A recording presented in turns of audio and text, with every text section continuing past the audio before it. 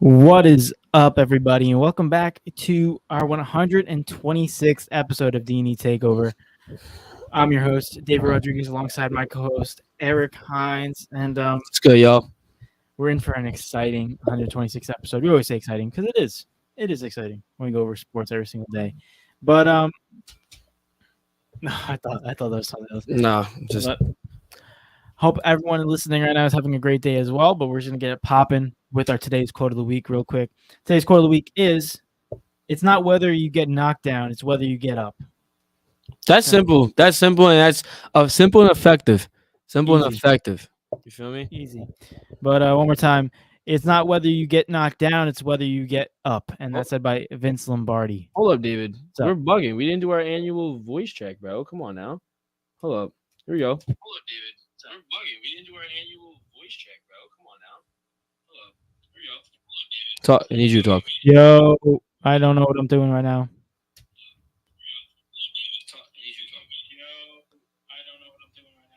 It's good, right? Yeah. So, Valid. All right. All right. Now we are good. Ready to go. I'm so sick, Dave. You have no idea how I'm sick I am right now. like sick, like good sick, or like bad No, sick? no, well, not like cough sick, like mad. Yeah. The new slang. But New slang. What do you mean the new slang? I think you're 80. yeah, no. I feel like I'm 80 sometimes with these new words that come up. But we're gonna start off with obviously the Dolphins and Bengals game that's coming up in literally 2 minutes on the dot. on Amazon Prime. Wow, Amazon, you like taking everything, don't you? Oh,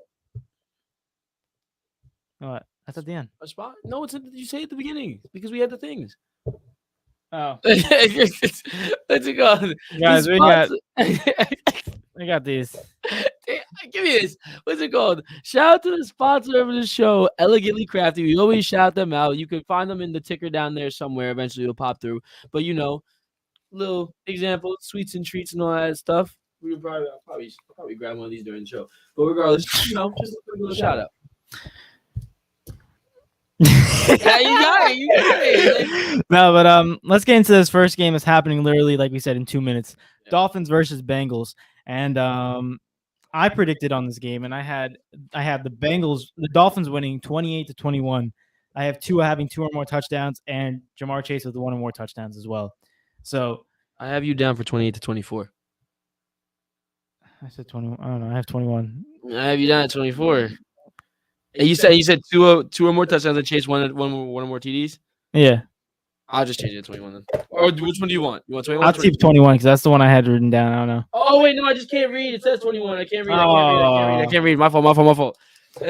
But so basically, get into this game. Tua is looking really good. Obviously, not after that concussion he suffered, but they're gonna blame it on a back injury. You know how the NFL goes. But also we got Joe Burrow and the Bengals 1-2, looking to tie it up and be 500, 2-2. Dolphins are looking to stay undefeated at 4-0. They're playing in Cincinnati right now. Who comes out with the victory? You already know my prediction. You already know who I think is gonna win. Who do you think?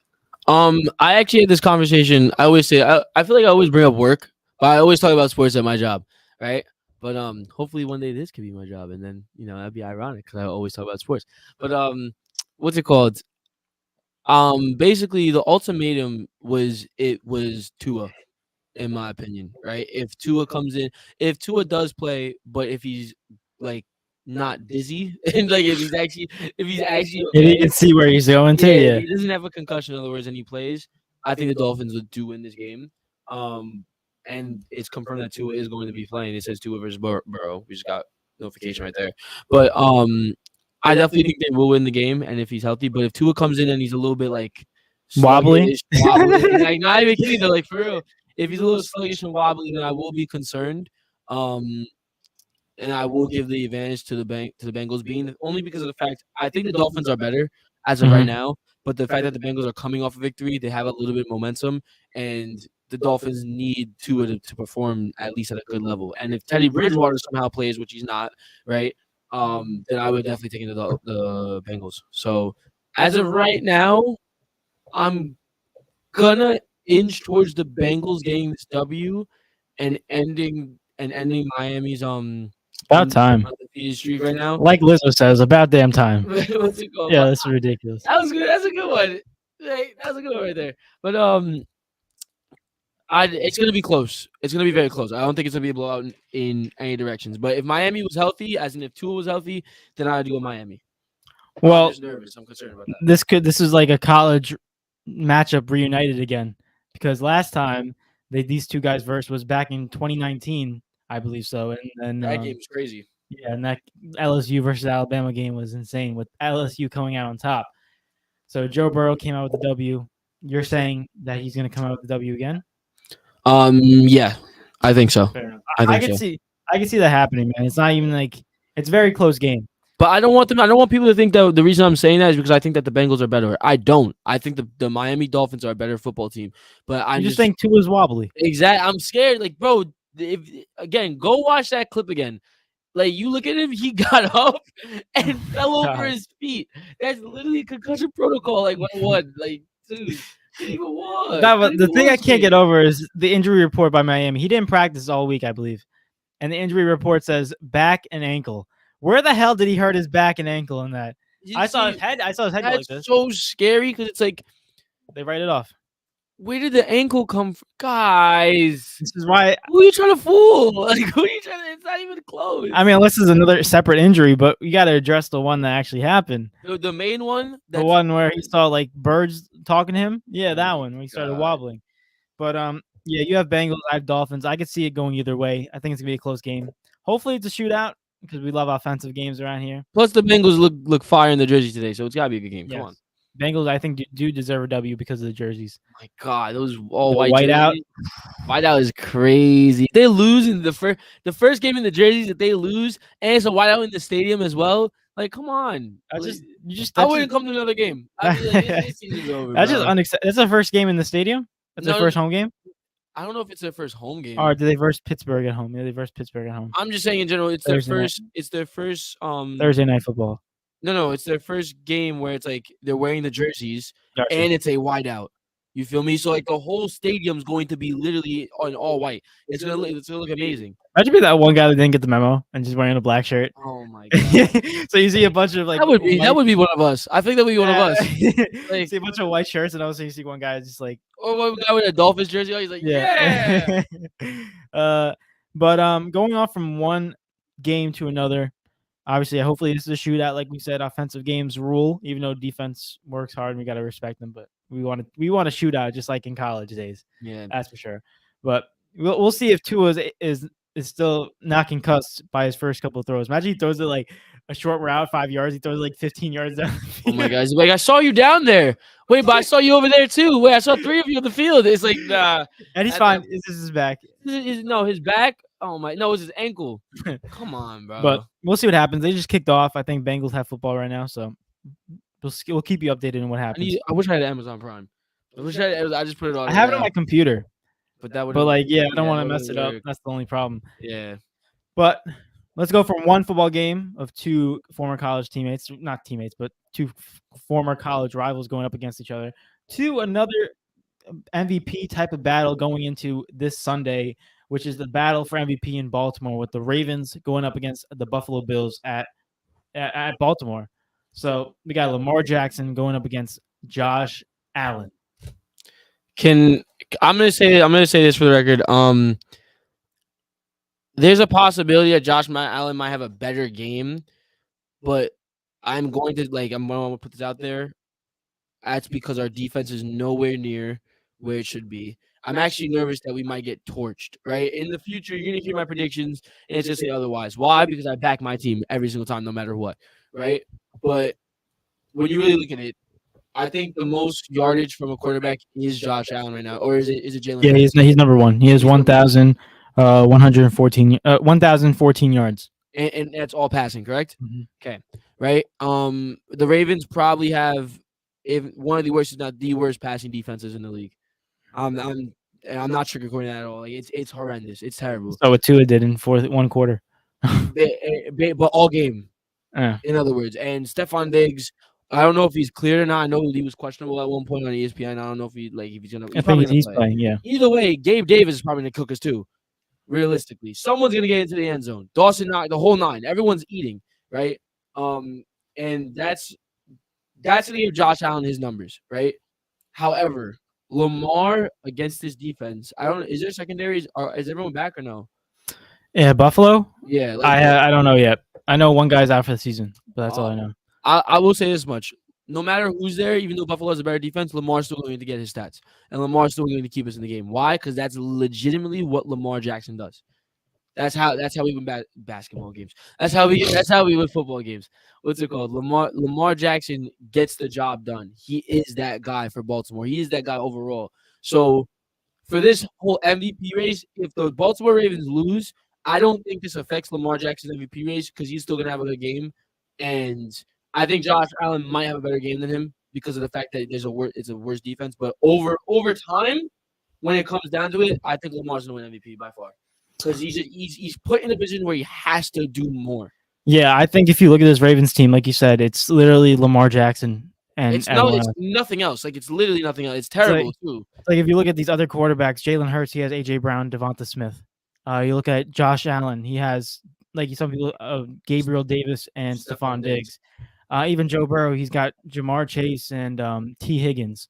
Who else? Top quarterbacks right now. Aaron Rodgers has Alan Lazard. No, top quarterbacks. Right now. Top quarterbacks. Only top quarterbacks. You said Tua has Waddle and he has Tyreek Hill. Probably one of the best duos in the league right now.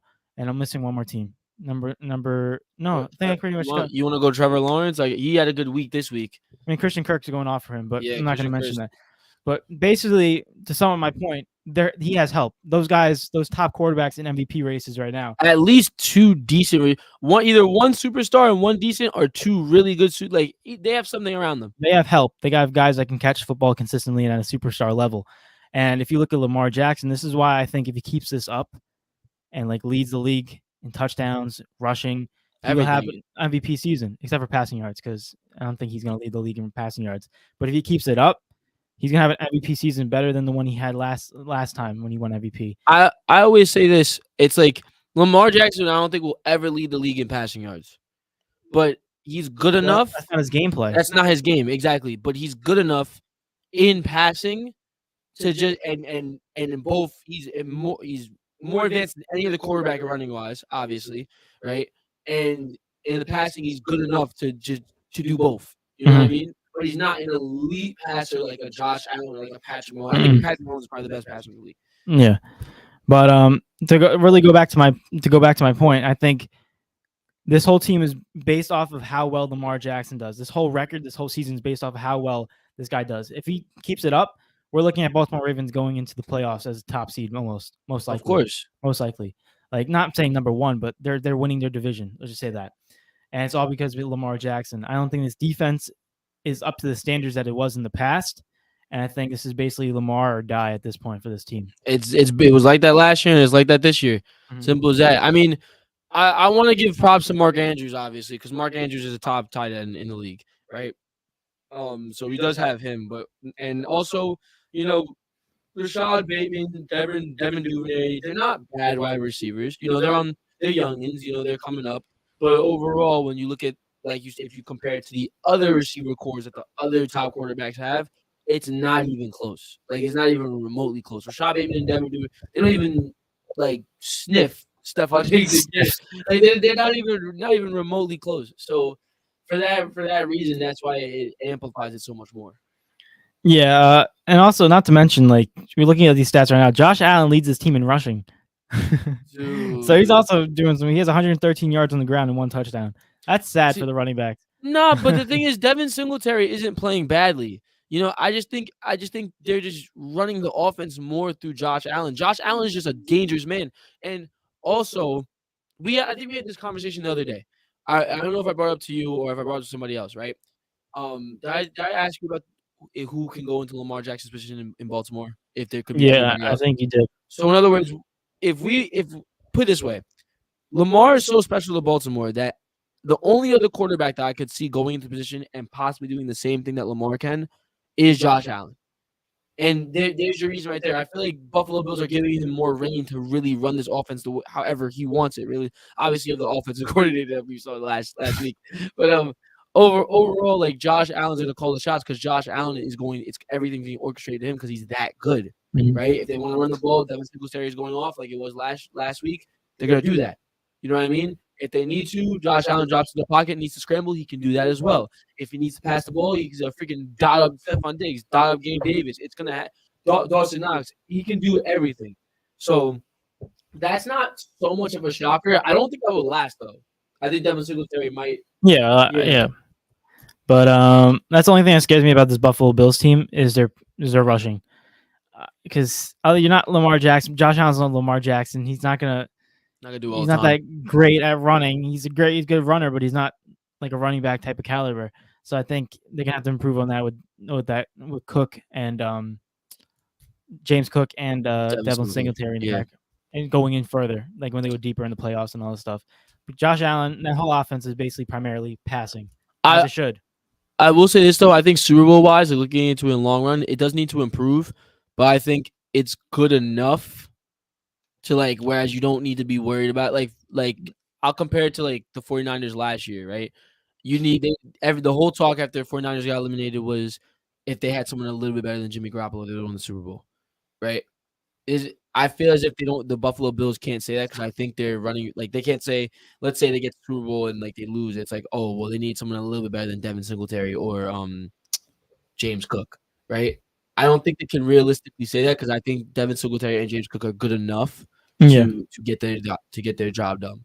So the only reason like I bring that up is because I'm just scared that if like we looked at Miami game last week with Buffalo, their passing game was not really. I mean, Josh Allen threw for 400 yards and 2 touchdowns, but it wasn't as effective as it was in the past games. And if you look at their rushing, Josh Allen was leading them with 47. It's like that's why I need a little bit more from the rushing department to pick up the slack. I will say this though, he threw 400 yards on 63 attempts. Am I wrong? Yeah, 42 for 63. That is madness. Crazy. Like that dude, they were not running the ball at all at that point. Like, geez, bro, 63. That you're killing him. You're living by the throw. Yeah, you're living and dying by the throw. But you have the Baltimore Ravens winning this, obviously, based off your prediction. Yeah.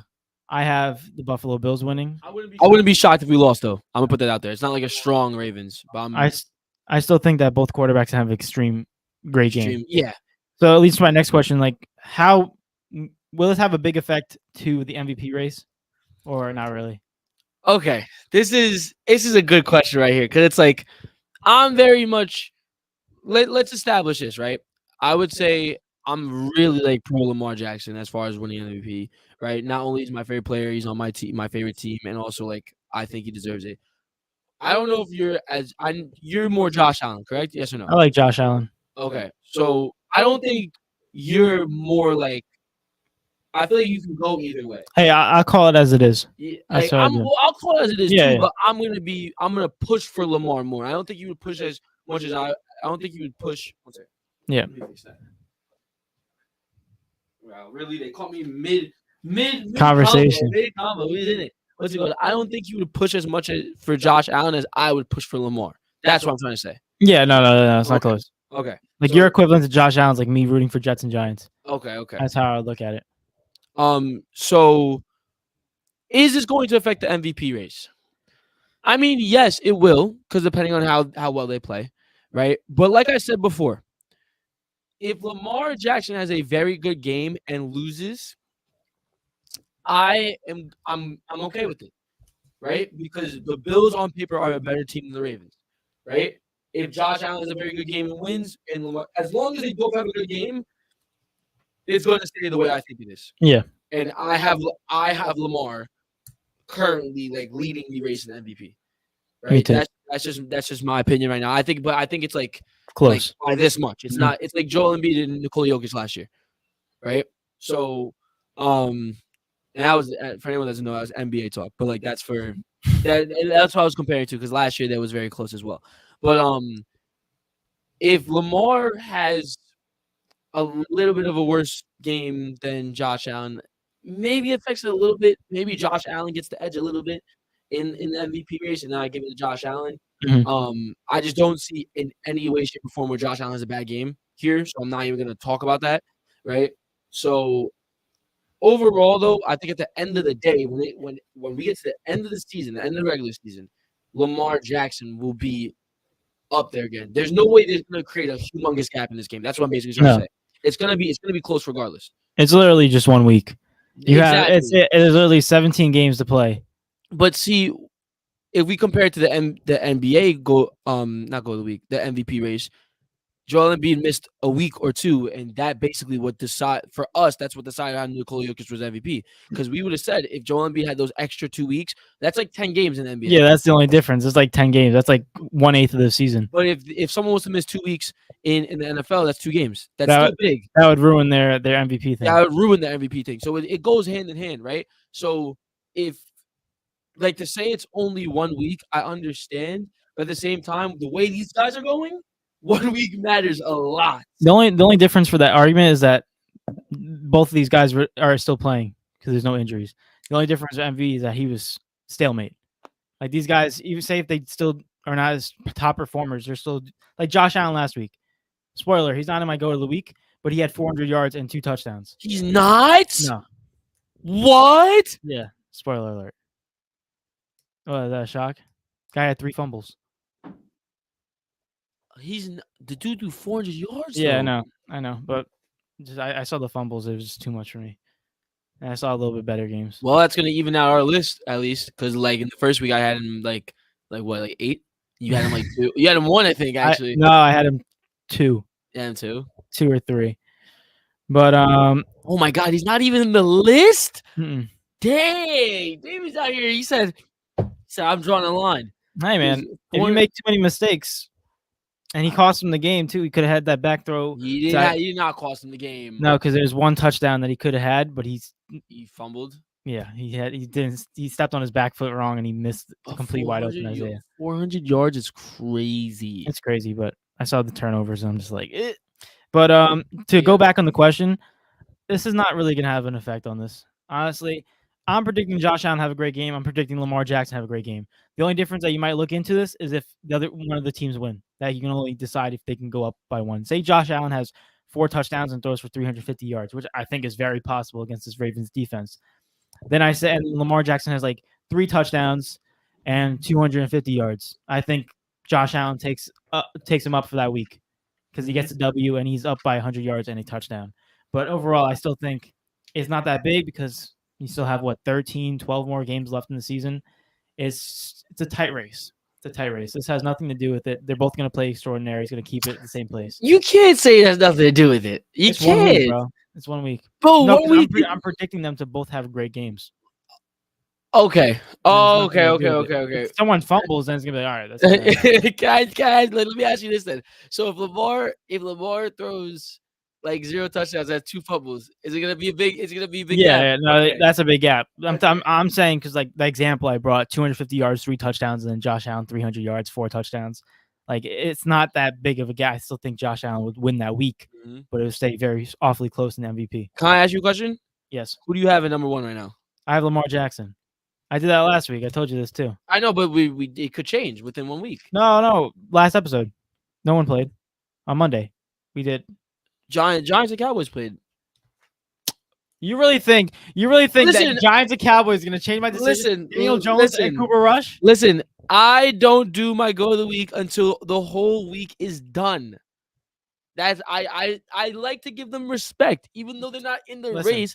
Like I give respect. Listen, I respect people too, but when you're telling me that I have to wait and watch Daniel Jones and Cooper Rush to decide who MVP is, it's ridiculous. Cooper Rush might be MVP this year, bro. Stop. Guy throws 215 Cooper yards. Rush is textbook. I still think Dallas should keep Cooper Rush instead of. Oh, Evan said, "Did I hear Cooper Rush?" Yeah, he did. Yo, Evans, tell him how good Cooper Rush is, bro. Tell him how much Cooper Rush is him. Yeah, I still think that Dallas should stay with Cooper Rush over Dak Prescott. Let Dak rest a little more. Let him sit out the 6 to 8 weeks. Oh, okay. As far as starting position goes, though, I gotta see how Dak plays first 2 weeks. If he's still sloppy, I'm putting Cooper Rush back in, saving the season. Wow, is Dak's position going? Yo, Dak can go. That's good for another team, though. Yeah, like just Dak can start another team. Like honestly, just think about this. Dak Prescott's reportedly, I don't know if he's back next week, but he's on pace to go week 5 or something. Like he's supposed to have an injury that was supposed to leave him out for 6 to 8 weeks. A broken thumb. I'm still not cleared. A broken finger. 6 to 8 weeks. and he's back in 5 weeks. Like, let him sit out 6 to 7 weeks, 8 weeks, and then Cooper Rush won you 2 games. He won you more games than Dak Prescott this season. Cooper. Insane. Like, I say, keep Cooper Rush the way he's been playing, the way the team has been winning, and just keep on let Dak Prescott get 100%. Don't rush it. Wait for the. You can't see the emoji. I'm gonna show you the emoji. Oh gosh. Look. Oh, yeah, I see it. It's up here. Oh, it's in Yeah. Oh, my computer's outdated then. My fault. The keep Cooper, trade Dak. I don't know about that. Trade. Hey, that'd be a wait. Hold up. Don't say that. Don't wait. say that. Can we talk about it though? Let's talk about it. That's what we're here for. We need to talk about it. Ready? Yeah. Let's say in the event. This is the event that Cooper Rush is really that guy, right? Imagine trading Dak. That's valuable assets. Yeah, you're gonna get something out of it. You could get a lot out of that. But you could scheme you could fleece somebody for Dak Prescott. Fleece somebody. But if we really got to get into it, you're telling me you're gonna get a 28-year-old Cooper Rush as your franchise guy over Dak Prescott, who's been very well over the last couple seasons. Yeah, with no Super Bowls though. A lot of teams have no Super Bowls. Look at Kyler Murray. I'll just go after the Cowboys. But I will say this is like another. I feel like in terms of backup, this is another Tyler Huntley situation for like comparing Baltimore last season to Cooper Rush this season. I'm saying Cooper Rush is bringing up value in his stock. But so is like, it same thing Tyler Huntley did last season when he started? Even though he lost, he was good. You still bring it up. Teams were like, okay, I can keep him. I'm keeping my eye on him now, just in case my franchise guy gets down or I need a quarterback. I got Tyler Huntley and now Cooper Rush. Tyler Huntley was looking like a Lamar Jackson that could throw when he came in. He's just losing games, but then afterwards, like that's a stretch. But like I'm not running wise. He could scramble out the pocket, but his accuracy, a lot of people were saying it's better than Lamar's. It's so funny. People were saying it's better, but he was still losing games. But if Lamar Jackson was there, he was still winning because Lamar Jackson has a superstar effect. He's just him. That's the only way you can explain it. Lamar Jackson is that dude. What does that mean? Goes like it's like you are you, but he is him, right? This guy's unstoppable. He's like you are you, but he is him. They just put some music down. Like, it's like crazy music. Oh God! But those is what we think about the battle in Baltimore. We'll see what happens when it happens, honestly. But any last thoughts on that game before I go into the next one? Lamar Jackson MVP, second time. But I hope we win the Super Bowl. I just want to get Super Bowl. I don't want to end up like Aaron Rodgers. Aaron Rodgers has won. I know, but like Aaron Rodgers is like kind of he's not known. No, he's kind of known for choking in the playoffs. Playoffs, yeah, he's known for choking. I don't want Lamar to be known like that. But real quick on the update of the Cincinnati Bengals and Miami game. Cincinnati's up 7-3. Did you set your fantasy lineups? No, David, you better check that right now. Bro, there's no point. There's no point, bro. Dude, check. I'm not checking it. You gotta check. Oh God. You know I was pissed before? What? So, like, you guys, I'm just talking about fantasy, but in a different league, not the D&E Takeover League. One of the guys in our league, I was talking trades with him to get Devontae Adams, and he didn't respond for me. He made me wait for like 2-3 days, right? It was Tim. Yeah. Right? And then I just the trade that went through was for Devontae Adams, like this, in seconds. But I had to wait 2 to 3 days for him to respond to me. Hey, and man. then he goes in the group chat and he goes, "You waited too long." Huh? Like, I had school. Like, what do you want me to do? Oh God. My lineups are good. I have no games. All I have is Evan McPherson playing right now, and he's got 1 point. Oh my God! Remember when Evan McPherson was him last year? He still is. I think he's still a solid kicker. Not better than Justin Tucker though. That's true, but Justin Tucker's been in the league for longer. Ravens flock. But real quick, let's go into our next topic, ladies and gentlemen, which is the NBA East standing prediction. So basically, we're gonna run. Oh God, I'm not happy about this already. We're getting into it, bro, because preseason is starting up. I don't even know when. You know what we didn't talk about? As a topic we could have put in. If we have time, we should go into the freaking top 100 if we could find it. Top 100. There was a top 100 NBA list that was released by ESPN. Another one? Did we go over the top? We went over the top 10 because they released those early. There was a top 100 list. 100, I thought was before that. No. Yeah, top 10 was the last one. Remember when Tim sent it in the group chat? No, I don't. Yeah, there was a top 100 list. Yeah, find it though. I'll ask someone to send it. But anyway, let's go into this East because I think the preseason starts like tomorrow, something like that. It's coming up or today. I don't know. Oh wait, this is our predictions. Mhm. Oh, see, sorry for that mean- reaction. I was thinking that ESPN came out with some BS and said that like the Cavs are going to be number 1 or something like. Because I think they did come out with a I prediction. don't even think we should go over it, to be Yeah, honest. right. Win projections based off of Oh no, the team. Oh no, I already saw. Oh no, bro. Ready? No, let's actually go through There's this. no way I just saw what I saw, bro. We'll go. We're gonna go East today. West probably another day. Okay. What's today? Monday? Today's Thursday. No, it's not. Today's Thursday. Oh God. Yeah. Don't make me feel like an idiot, bro. I swear, I was gonna be scared. We're gonna go East today, and we'll see next episode in West. But it's gonna be so bad. I hate you. Well, let me not say that, but we're gonna go 15-1. Build up the anticipation. So we're gonna read the ESPN list that they have the win projections, and then we're gonna give our opinion and what we think. So at number 15, we got the Detroit Pistons in last place in the East with a projection of 25.7 wins. I already disagree. At 14, we got Orlando Magic with at 14 with 30.6 wins projection. What? Why are the Orlando Magic above the Detroit Pistons? They're sleeping on the. Oh my god! All right, go ahead. 13 Indiana Pacers with 38 wins projection. That one's last place.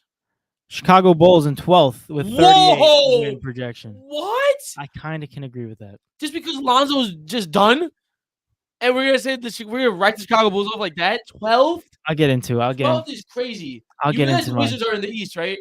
The Wizards are in the freaking East. Yeah. 12th is crazy. Speaking of Wizards, they're 11th. Right after the Bradley Bulls. Beal is. The average is 40 wins projection. Yo. Number 10 in a play-in spot, the first one, Charlotte Hornets with 40.8 projection of wins.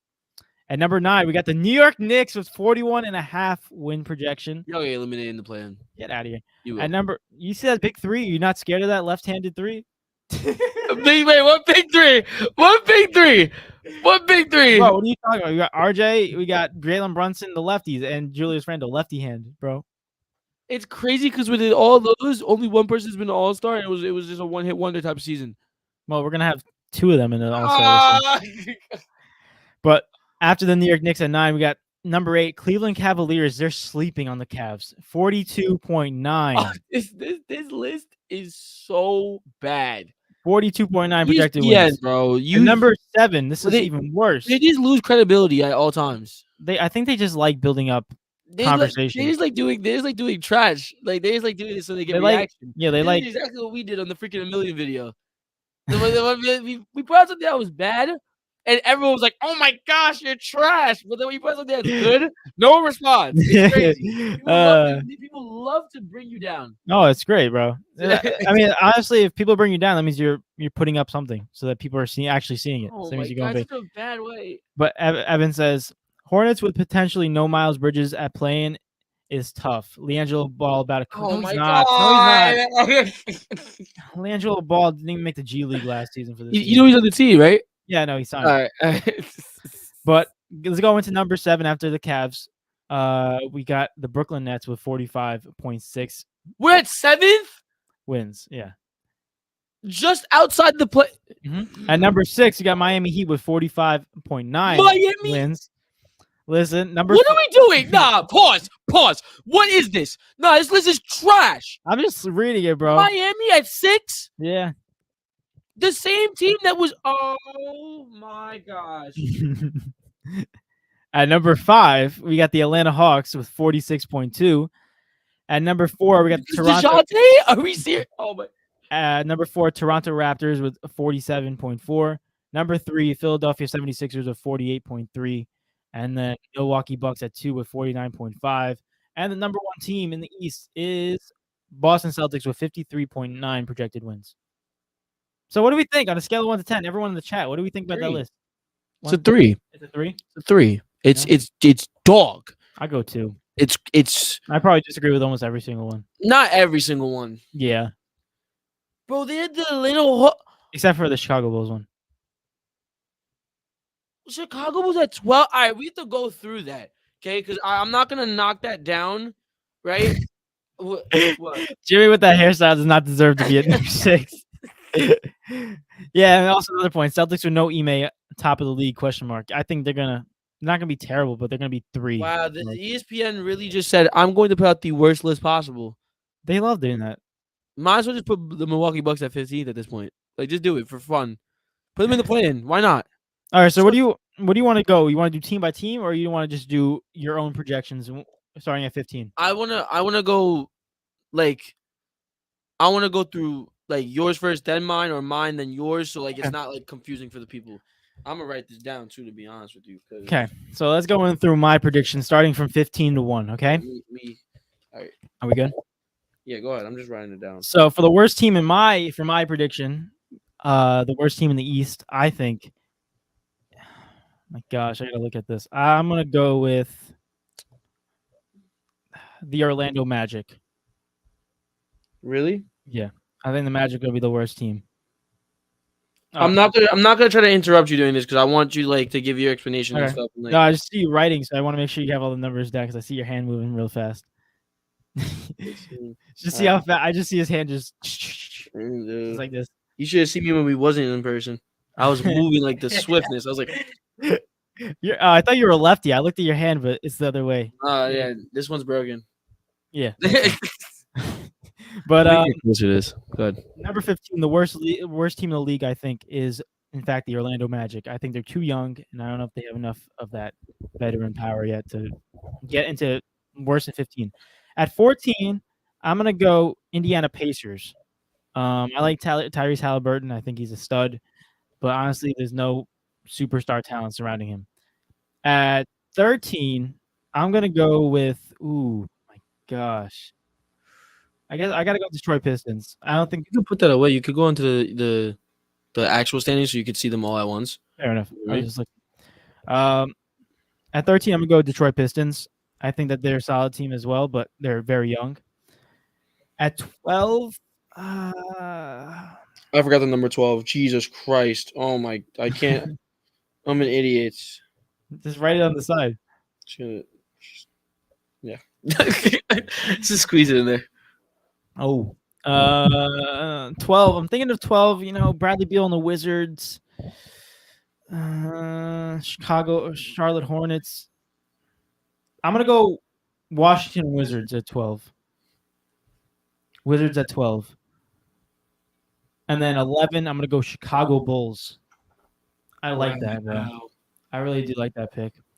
You like the downfall of the Bulls. That's what you basically just said. No, I when I saw them in playoffs last year and how terrible they were against a dominant team like the Bucks, it really scared me. You basing it off and the fact that Lonzo Ball has like 15 knee surgeries in the offseason. Lonzo Ball glass. That's not funny, ready. but like, dang. Yo, me and Evans at work, we was talking about you ever see that meme in SpongeBob when Squidward is staring out the window and Patrick and SpongeBob are like this? Yeah. I told Evans to make a meme. I know I'm about to out it, so someone might do it, but like regardless, whatever. I told Evans to make a meme, put LaMelo and LiAngelo as SpongeBob and Patrick, and indoor you put Lonzo, like Squidward just standing like I can't go outside. You know what I mean? Actually, can you change my 10, which is the Hornets, with the Bulls 11th? I think Bulls might make the play-in. So Hornets 11, Bulls 10. I think it's a little bit better. Bulls 10. Okay. Number 9, I'm gonna go New York Knicks. I don't think there's no other team worse or better than that, or worse than that. I mean, so Knicks at 9. At number 8, I'm gonna go with the Atlanta Hawks. Atlanta Hawks. Ooh. At 8. That's deep. Yeah. I'm trying to look at these standings, and I'm just like, this is so hard to go with. It's tough. I think after the Knicks, it becomes extremely close the whole way. What am I up to, 7? You're up to 7. At 7, the East is deep this year, yo. It is. I might go with. See, I think the Brooklyn Nets have a lot of potential. I'm still like everyone is healthy so far, like going into the season with that team and the depth that they have, I see him as a top 6 team. And also, you gotta listen. You gotta remember, like this is even though we're doing this is our predictions, right? Oh, this is David's prediction. So if you want to back your team, but still be realistic, that's still allowed. Like for example, the Knicks being 9. I'm not saying like they're supposed to be lower or anything, but like he's being realistic, obviously. But that's his team, you know. So with the Nets, you can do whatever you want. You know what I'm saying? Yeah. I'm gonna go Raptors at 7. At the end of the day, you're gonna have to come back to this list and talk about it. So you know what I mean? So Obviously, if I wouldn't be saying this if I didn't feel confident. that's what I'm saying. So like it's okay to. I go Raptors 7. Now we're in out of the playing tournament. At number 6, gosh, what I got? I got Cleveland. I got It's tough. Brooklyn. I got Philly. I got Bucks, Boston, Miami. At 6, I'm gonna go Cleveland. Cleveland Cavs at 6. Cleveland. Cavs This at 6. one's for you. Cleveland at 6. At number 5, I'm gonna go with. Hey, y'all, make sure y'all share the show, by the way. 76ers at 6. At 5. 76ers. Make sure y'all share the show to all your friends and family, man. At 4, I'm gonna go Miami Heat. We going through all sports today. All sports, my friends. At number 3, I'm gonna go Brooklyn Nets. Wow, that's high. Yeah, I just think that team can respect. be filthy. Respect. It can be. That's what I'm looking at. Yeah. And then, what do you call it? At number 2 and number 1. Number 2, I'm gonna go with Boston, and then number 1, Milwaukee. I think that's safe to say. I don't think Boston goes down too much. I just don't think that they finish number 1 again. All right. There we go. Well, I'm pretty confident with that. 3, 4. Let me write my numbers down.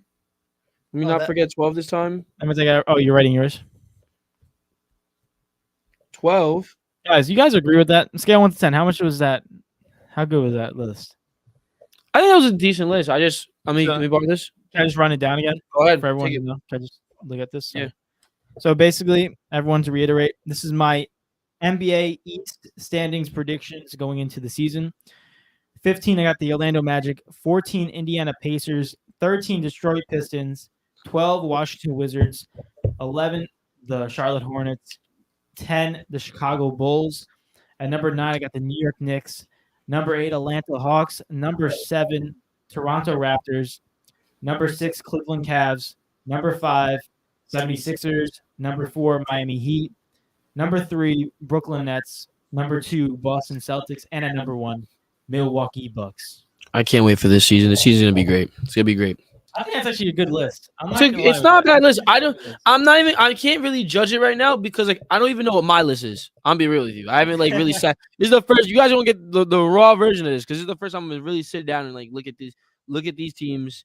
Well, I already know who's on the teams. Really look at it and like really dive into it. And this is to lock it in as well. So it's important.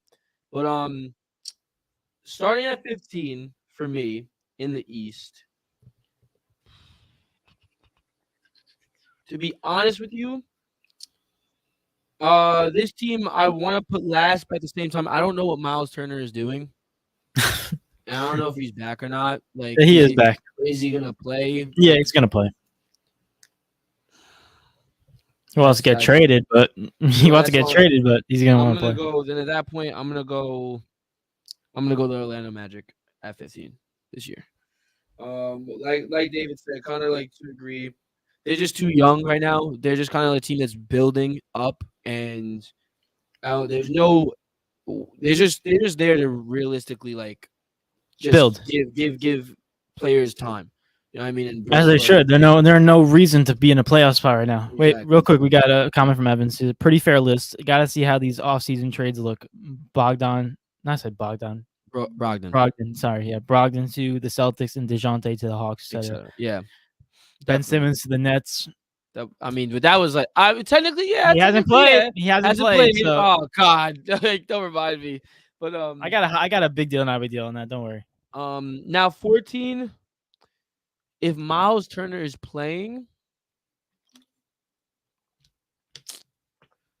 this is tough. This is tough. Nah, I'm gonna go. Now I'm gonna go the Pacers. I'm gonna go Pacers 14th. I just don't think like they have Sabonis. I'm thinking the people I think about right away is Sabonis, Tyrese Halliburton, Buddy Hields, and Miles Turner, right?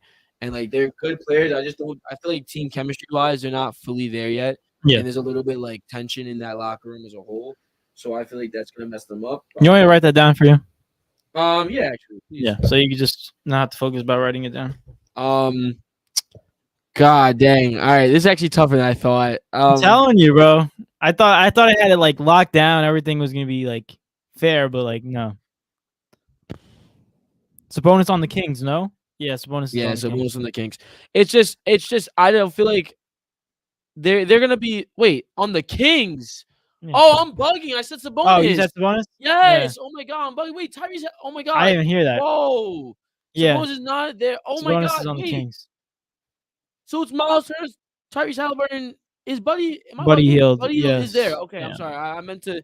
Thank you, Evans. There you go. Turner, Buddy Hield, Halliburton, friends. Oh heck no! In that case, wait a minute. Where did I put? You got Magic 15, Pacers 14.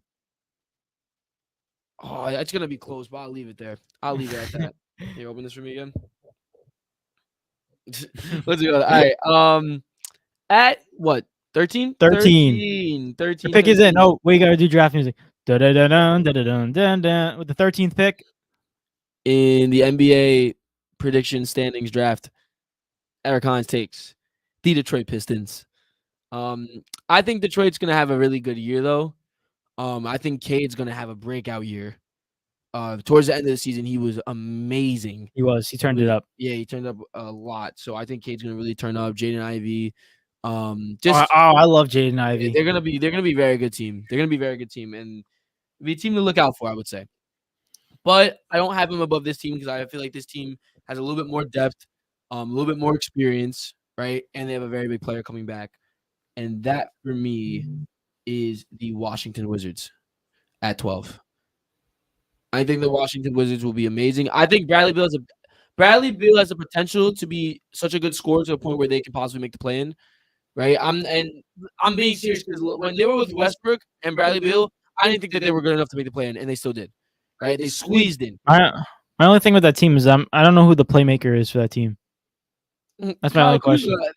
Like you have Kristaps Porzingis, you have Kyle Kuzma, you have Bradley Beal. Who's the point guard? I have no idea. Wait, can you click on them? I'll check. Go on roster. I have no idea who the point guard is. Who is it? Monte Morris. Morris. Yeah, you're finished. The Wizards are finished. That's why, in terms of Russell Westbrook was so good because he was passing it to Bradley Beal like he was playmaking. But I still think they have the potential to possibly shoot up there, though. They could. All right. Oh, geez, this is close. You know. It's all right, tough, man.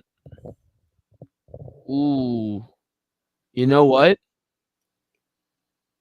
I messed up. Oh God. The Hornets are 12. Okay. The Hornets are 12. I believe the Hornets will be 12. Let me fix this. Oh, it went off? Yeah. And then Wizards 11. Wizards 11th. Yes. That's why I wanted to say. Yeah, it's going to be close. All right. Now with the 10th pick. 10th pick, I'm going to go with Yeah, I'm going to go with the New York Knicks. That's the NBA draft, right? Or is it the same thing? Yeah. Yeah.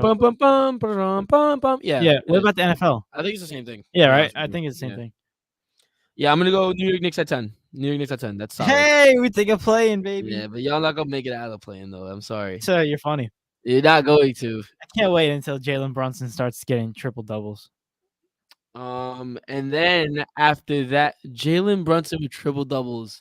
What a statement that is. At least double doubles or something. Double doubles, maybe. Maybe, honestly. We got an important announcement from a delusional Knicks fan. What? Oh my gosh, bro. But listen, I'm going to go now this one at 9. To be honest with you, I'm going to go with the Chicago Bulls now. Yeah. Oh, it's not that far off from mine. No, but you guys have them like 10. Did ESPN have them out of the play-in? 12. That's ridiculous. Dude, we're disrespecting Zach. You still got DeMar DeRozan. You still got Vucevic. Patrick Williams is coming back. Zach LaVine. Ayo Dosunmu is not a bad point guard. Kobe White is still there. Like, guys, come on. We're disrespecting them. Patrick Williams too. We're disrespecting them OD. So that's just I don't agree with that at all. But I will give them that far down. Number 9. At number 8. Number 8. This is tough. This is ridiculous. 8 and up is ridiculous. 8th pick. 8th pick in the 2022 NBA Eastern Conference standings prediction. I feel like I'm disrespecting this team by saying this. I feel like they have a better overall team, but no, wow, this is disrespectful. I'm gonna do it anyways. I'm gonna put the Raptors there. Wow. I don't like that, but I'm gonna do it. I don't think the Raptors are. They're a great team though. This East is stacked, right? Raptors, and then at 7, I'm gonna go, the Atlanta Hawks. Comfortable with that. They can interchange though between the two of them. Now top 6. This is ridiculous. Okay. Let me just tell you what the teams remaining: Bucks, Celtics, Nets, Heat, 76ers, and Cavs. Okay. At number 6, I'm gonna go. To be honest, I'm not big on this team, right? I know they have a very good player on their team, possibly one of the best players in the league. No, is one of the best players in the league. Actually, top 5, according to ESPN. I'm gonna go 76ers at 6. Strictly because I don't know what James Harden is coming into this season. He said he lost 100 pounds, which I think is absolute BS, bro. I don't care. Let's break this down. My boy James Harden said that he lost 100 pounds. Yeah, you know how fat you have to be in order to be. Not even that. How do you lose 20 pounds in 5? Like, he has to lose. What has it been 5 months in the off season? He has to lose 20 pounds every month. That's not healthy weight loss. So you're talking about 4 pounds every week? I don't believe that. 5 pounds every week. That's absolutely ridiculous. And even though, like, dang, you must have been big beforehand. Like, I know. No, he lost, guys. He lost like 20, 25 pounds. That's realistic. I just don't think that if James Harden comes back and becomes that James Harden that was in the first year for Brooklyn, then I'll change my answer. But as of right now, I'll go 76ers at 6. At 5, I think I'm gonna go the Cavs here. I'm gonna go Cavs at 5. Right. At 4, I'm gonna go the Miami Heat. And then it's the Nets. Wow, the Nets can be that good though. They can be contenders again. Yeah, I'm gonna go Nets, and then I'm gonna go second pick, Celtics and Bucks on top. Wow, so pretty much to reiterate your list, if you want to go into it for the Insta, I'll go ahead. I got at 15. Wait, go from 15. 15 to 1. Yeah. At 15, I got the Orlando Magic. At 14, I got the Indiana Pacers. 13, Detroit Pistons. 12, Charlotte Hornets. 11, Washington Wizards. 10, New York Knicks. 9, Chicago Bulls. 8, Toronto Raptors. 7, the Atlanta Hawks. 6, the 76ers. 5, the Cleveland Cavaliers. 4, the Miami Heat. 3, the Brooklyn Nets. 2, the Boston Celtics. And 1, the Milwaukee Bucks. I will say, like, interchangeables in this list, realistically, teams to look out for, Hawks and Raptors. And Knicks. And as the Knicks ceiling, realistically, is like 8th or 7th. 7th. How good this East is, I'd say that's fair. Their ceiling is 7th. Other than that, the Bulls, I would look out for the Bulls because we're just saying that because of the fact that they don't really have a really top point guard, but they can still be amazing. I don't want to sleep on them just yet, but yeah, I'll leave it at that. I mean, if we really compare our two lists right now, what's the big difference? Honestly, Hornets and Pistons. You have the Detroit Pistons at 13. I have the Pistons at. Oh wait, no. Whoa, no, I'm lying. Wizards Pistons and Hornets. 13. It's Wizards and Hornets. Yeah. Wizards and Hornets are flipped. Knicks and Bulls. Knicks and Bulls are flipped. Raptors and Hawks are flipped. 76ers and Cavs are flipped. Everything's the same. So only a couple of spots. Oh, we got a chat from Lily. Lily, how you doing? What's good, gang? Lily, rate the fit today. What are we thinking? Remember when she rated the fit last time? I got a ground fit on. I'm not standing up for y'all though. I'm not standing up either, but I got a cat. What? Remember what I taught you? Let's see if you remember what I taught him. Remember what's an utider? Utider?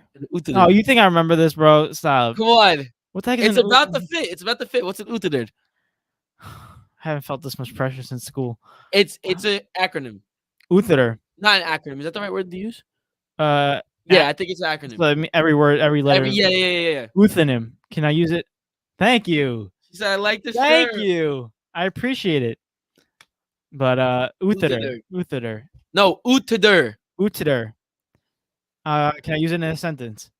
Yeah. Can you use it in a sentence? I'm gonna show you guys the Utheder. I'm gonna show you guys my Utheder. Oh, that does not sound good. It's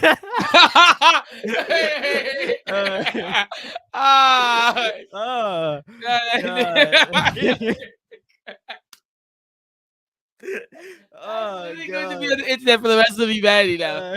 I literally did it, but people who know what it means, like it means you give up. Yeah. Outfit of the day. Outfit. So O. Outfit of O. The T. Day. D. Utted. That's not oofed. What the? That's not oofed. That's Utted. That's not oofed. It's not. I didn't say oofed. What'd you say? Utted. Utted. You just want to say Utted? You want to say Utted? No, if you say OOFD, that's oofed. No, that's oofed. Oofed. Give him an Utted. Stand up. Show the flip. I'm not showing them the fit, bro. I'll show them the fit. You go first. I'll go first. I got a ground fit on. Got some shorts on. You feel me? Oh, they're a little riding up high today. Relax. It's just above the knees. You feel me? Got it. It's 2 different grades. You know what I'm saying? Got the chain on. Some light. We out here. We just here for the pod, to be honest with you. All right, let's do it. No, God, yo, Evans is coming for me. Look at this. David's got the gray shorts on. You got the Captain American shirt. Wait, that is Captain America, right? Yes, sir. My favorite superhero. No, it is. I swear. You can't say that. Why not? No, because you don't watch him. What name one Captain America movie? Winter Soldier. What's it about? It's about him fighting in the winter, bro. No, it's not. Winter Soldier? Yeah. No, it's not. Bro, I told you, bro. I'm a Marvel fan. Winter Soldier. Captain America. No, it's not. Oh my God. He's just a hater, bro. I swear. You're such a hater. I can't wait to watch Wolverine. I can't wait to watch Wolverine. Evans said Eric's pronunciation is wild. Let me give you the origin of the story, right? Where I heard that from, you know the famous shooter Aiden Ross? Aiden Ross, yeah. I said Ross. Roids.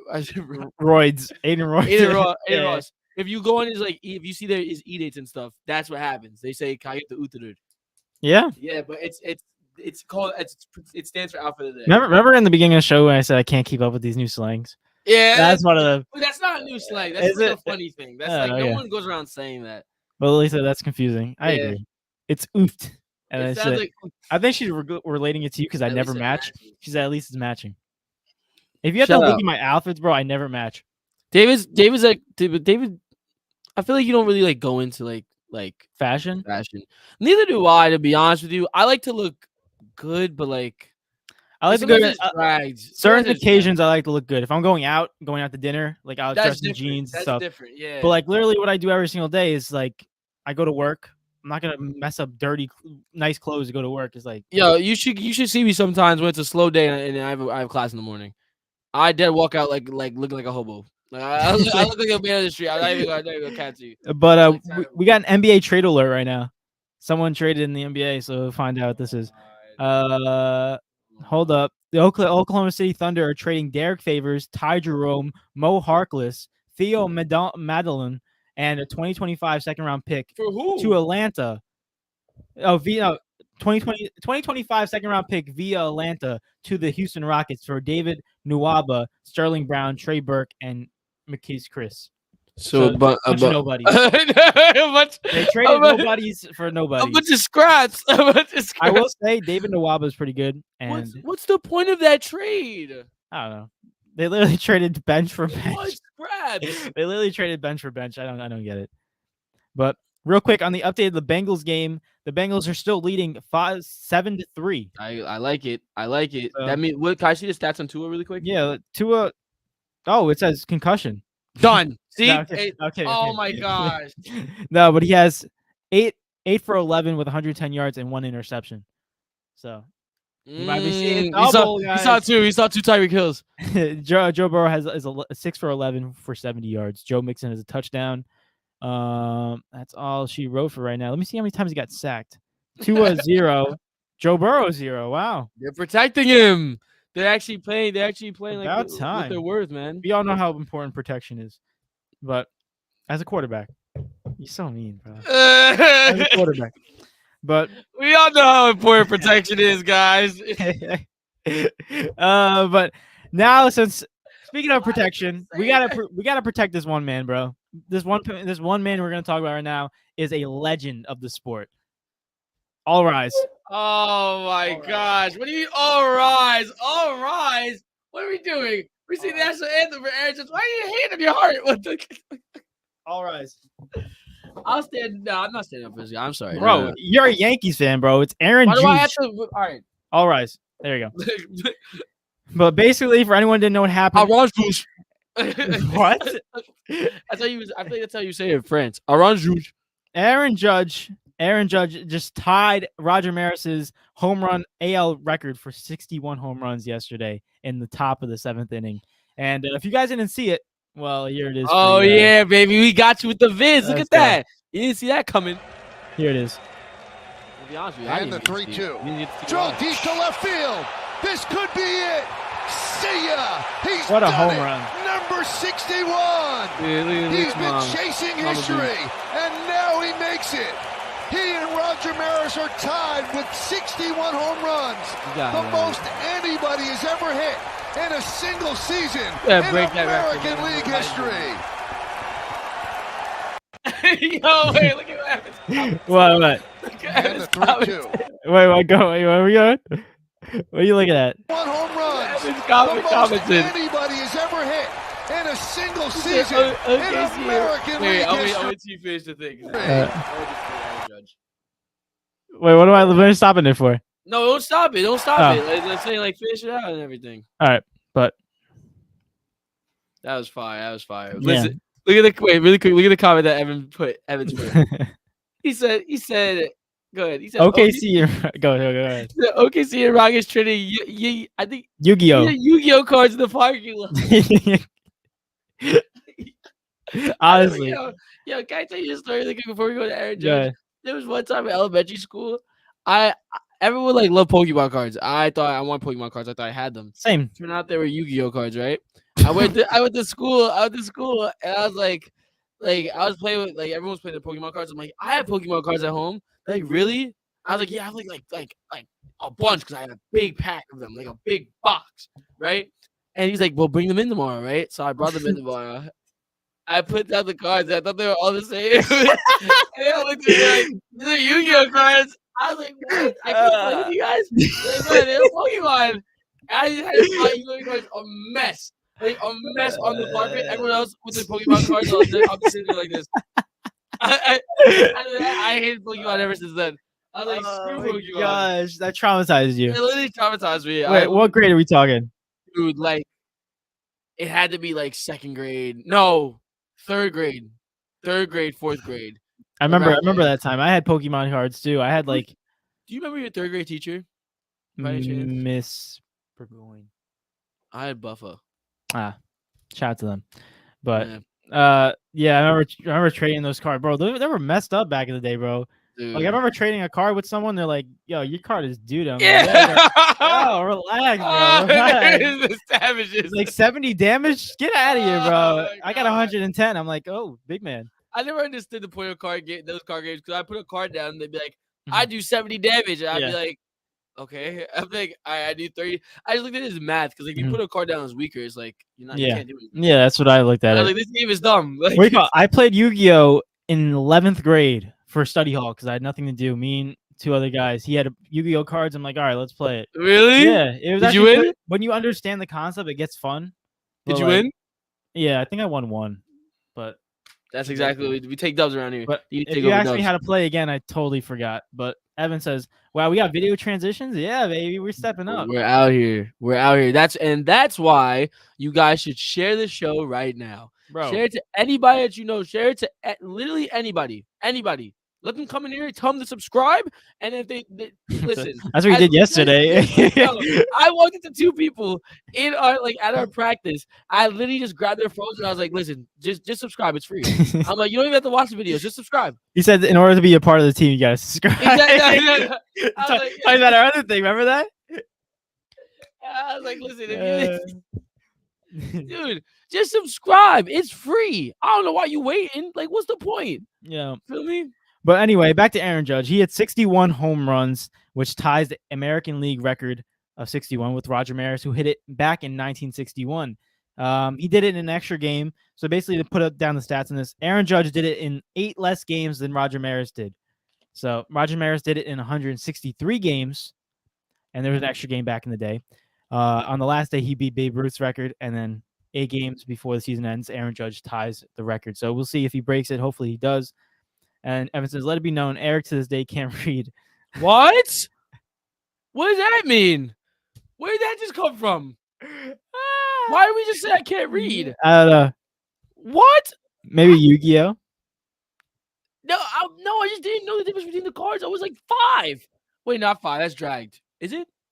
But no, like 2nd grade? No, 2nd, 3rd grade? You're like 5 or no, 6. you dragged that. 5 years old, you're kindergarten. All right, 6, 7. What are you talking about, 2nd grade? No, 3rd grade. Low 3rd 8 years old, 7 or 8 years old. All right, 8, whatever, man. I was a kid. I know nothing about the cards. I don't know if that's what he's talking about, but anyway. Because on the Pokemon cards, it literally says Pokemon on the back. I didn't notice that. That's the point. That's funny. Yeah. But real quick, back on Aaron Judge. Maybe we all rise and because the judge is in right now, guys. This is absolutely insane. We've been waiting like 6 or 7 games for Aaron Judge to hit a home run, just to tie it, and it finally came. And boy, is it a relief not only for him, but he still has one more to hit. He still has one more to hit. But right now, like I said, he did it in 8 less games than Roger Maris did. He's got 7 more games left, so we'll see what happens. He's on pace for 63 home runs. So if he just hits 1, he already has the record. Yeah. But you saw that woman and that guy at the game. The guy was Roger Maris's son, and the woman is Aaron Judge's mom. So that's awesome. Yeah, it's really cool to see that. But real quick, I want to talk to you about something, my friend, and it's about what a famous ESPN reporter, MLB reporter, Buster Olney said about Aaron Judge. He said that this is probably the best season by a hitter in the history of MLB, and he talked about Barry Bonds. He talked about he talked about Sammy Sosa, and he still said that Aaron Judge's season is the best hitting season we've ever seen in the MLB history. What was the reasonings behind it? Well, he said that first off, he said that Aaron Judge's record should be the real MLB record. 62. If he breaks it, 62 should be MLB record because of the juicing by Barry Bonds, Mark McGwire, and Sammy Sosa. So I want your thoughts on that. You think they should do that? Should they put an asterisk? Should they just do something? What do you think? No. First, they don't need to change nothing. Nothing needs to be changed. Nothing needs to be voided. Nothing like that, right? Everyone already knows that there's an asterisk next to it. It will always be held, but to get rid of it as a whole, nah, bro. There's no reason to, right? Mm-hmm. It still happened, right? They could be looked at as it was cheating. Yeah, they were cheating. But like at the end of the day, like that is their record, right? Because listen, the way I'm gonna view it, right? It was cheating, but they got away with it. Did they not? Because if they didn't get away with it, it wouldn't be in the record book. I'm gonna actually ask Siri. When did Barry Bonds get caught? When did Barry Bonds get caught with drug use in MLB? We love asking Siri at least one question every single show. Here's what I found. You just gave me stuff to look at. Wow. I hate Siri. This is our segment. Ask Siri. We ask Siri a question and she literally responds with the dumbest. Hold up, they gave me a timeline, so I got to look back at the timeline. Oh my gosh. But while you're doing that, that's not crazy to say because it's the only season where at least as far as we know, right? Imagine Aaron Judge was juicing. Imagine. What would you do? I mean, I would say it would lose credibility towards him, like everyone, like Barry Bonds, like Mark McGwire and Sammy Sosa. It would ruin credibility, but I don't know. And right now he's clean, so right now he's clean. So as far as that goes, it's not a crazy statement. He's not wrong because everyone else was cheating. It was by statistically speaking. Sorry, I had to slow that one down because I couldn't say that one fast. What's it called? It's not the best MLB season of all time with hair because obviously there's better ones. But without cheating, yes, the most realist one, yes, it's Aaron Judge. So I do agree with that. Now, do you go as far as saying Aaron Judge is the best hitter of all time? because then you can argue because of the fact guys like this always juicing. Stay clean, please. Enough. What happened? Oh, what? What should we say? Clean, please. About this steroid use. Oh, okay. Yeah. No, but I found the article and it said 2003. I don't know when the exact date is, but that's when they started investigating into Barry Bonds. So I think he was still playing, obviously. But yeah, to basically go back what Buster Olney's saying, I could agree with it. I don't think you can't remove what history was because basically you're telling the fans that everything you watched doesn't count. Like everything you paid for back in the day in 2000s did not count. And I think it's disrespectful to the fans. It was still part of history. Barry Bonds still hit 73 home runs. Mark McGwire still hit 70. Sammy Sosa still hit 67. It all happened. It's just the fact that they took steroids and they cheated about it. That's the part that we don't agree with. But go ahead. What were you gonna say? I don't with all due respect. I don't really care about the fans. Like we're talking about the history of it. I'm talking about the credibility, building it up. But the credibility is lost. Yeah, obviously. There's like a little asterisk next to it. So like to say, that's why I said statistically, it's not the best season of all time. But like if we look at it as in like a cheat, like with asterisk next to it, yes, it is. Yeah, basically finish up my statement. I think that this is probably I agree with Buster Olney. This is one of the best hitting seasons I've ever seen.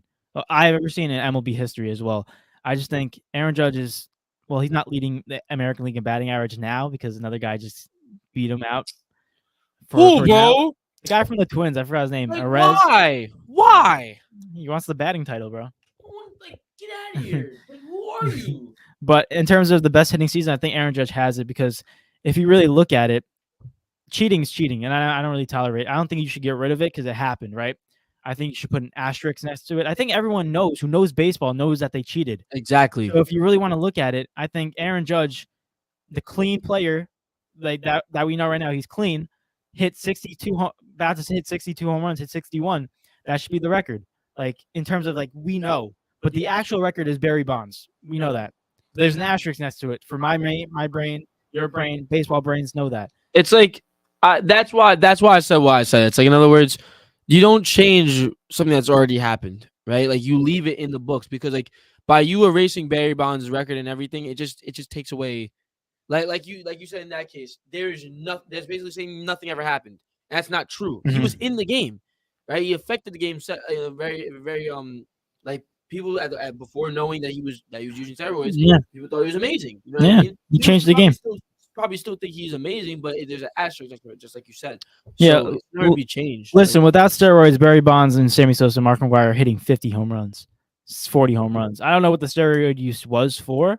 It could be to like recover. Can we really say that though? You don't think Barry Bonds would be hitting 60? He hit 72 with home runs. 73. 73. Sorry, 73. Not with home runs. With home runs. With steroids. With steroids. I still think he would be a monster hitter. Like I don't think he would be so bad where he's hitting 5 home runs a game or a season. But like think about it. There's like legitimately it's not realistically close. He's the only person with 70, like 70 plus. Mark McGwire 70. All right. Well, yeah. That's what I mean. In other words, like he's the only person that's realistically up there. Mm-hmm. Like he's close, but at the end of the day, like I like to look at like what if you just like subtract the 10 as a whole. Subtract 10, so you'd be 63. And that's how I would want to look at it. Without steroids, you're saying? Without steroids, yeah. Yeah, that's why I said I think he hits 50 or something. Like Aaron Judge hit 52 in the 1 year with the Yankees, but pretty much to sum it up, Aaron Judge, you're on the verge of 62, man. I hope you get it, man. Yankees. I hope I get to record it though, because last time we were at practice and this was messed up and I missed it. But overall, I hope you hit 62. I heard the tickets to the Yankee Stadium, the average is like $150. What, for freaking nosebleed? That's ridiculous. Yep. When the average ticket without the record was like $10. They're literally making bank off of this. Yep. But pretty much, I agree. I think Aaron Judge is amazing. I think this is probably the best hitter I've ever seen in my life, and also in MLB history in terms of clean and without steroid use. So basically, if you got to look at it, Babe Ruth hit it in 1927, and he was clean. There's no steroid use back in the day. So he hit 60 back in 1927. And then you have Roger Maris hit 61 in 1961, and he was clean. And then now you have Aaron Judge, who's clean, hit 61 home runs in 2022. So look at the gap between. We're not going to see this for a very long time. That's 61 years, the gap between people not breaking that that record. American. Bro, we're probably. So you're telling me that the next time we see this happen, we could possibly be like 80? You kidding me? No, I think the way these athletes are growing up, they're definitely going to. Someone's got to break. I would be surprised if someone hit 70. I'm not even going to lie. They're roiding these athletes as kids. But I'm just saying, like, it's been 61 years since a clean athlete has done this again, since obviously Aaron Judge. That's nuts. So that's crazy.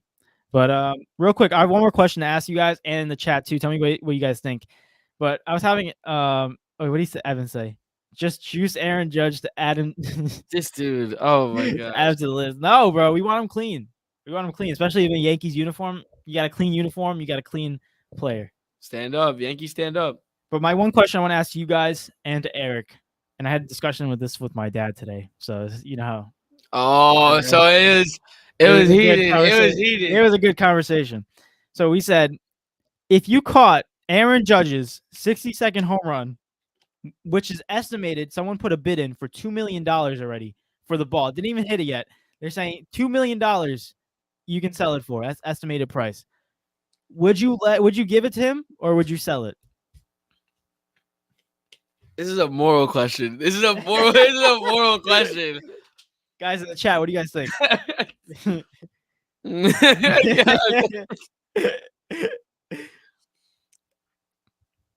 Like, is he gonna track me down? Like, is he looking for me? No, bro. He's just 6'7", 280. Realistically, is he gonna run over there? What? After the game? No. You're a fan. You catch the ball. Everyone's like, "Wow!" You have an option of either going back there and giving it to him, or no. Going back where? They're gonna allow you back there? Locker room. Yeah, that's what happened when the other guy hit. A fan went locker room when Aaron Judge hit 60. He said, "I got the ball for you," and he brought it back. They know who the fans are. They scout him out, and I think I don't know if they ask him if you want to give it back. Hey, you can just say no. How do you have? Okay, I ain't selling immediately. Give it value. Evans is like that. Yeah, Evans would hold it. I can't lie to you. If I go to sell it, how is someone gonna identify it as that ball? Like, how do I identify it as? You are the fan. You would probably go to an auction.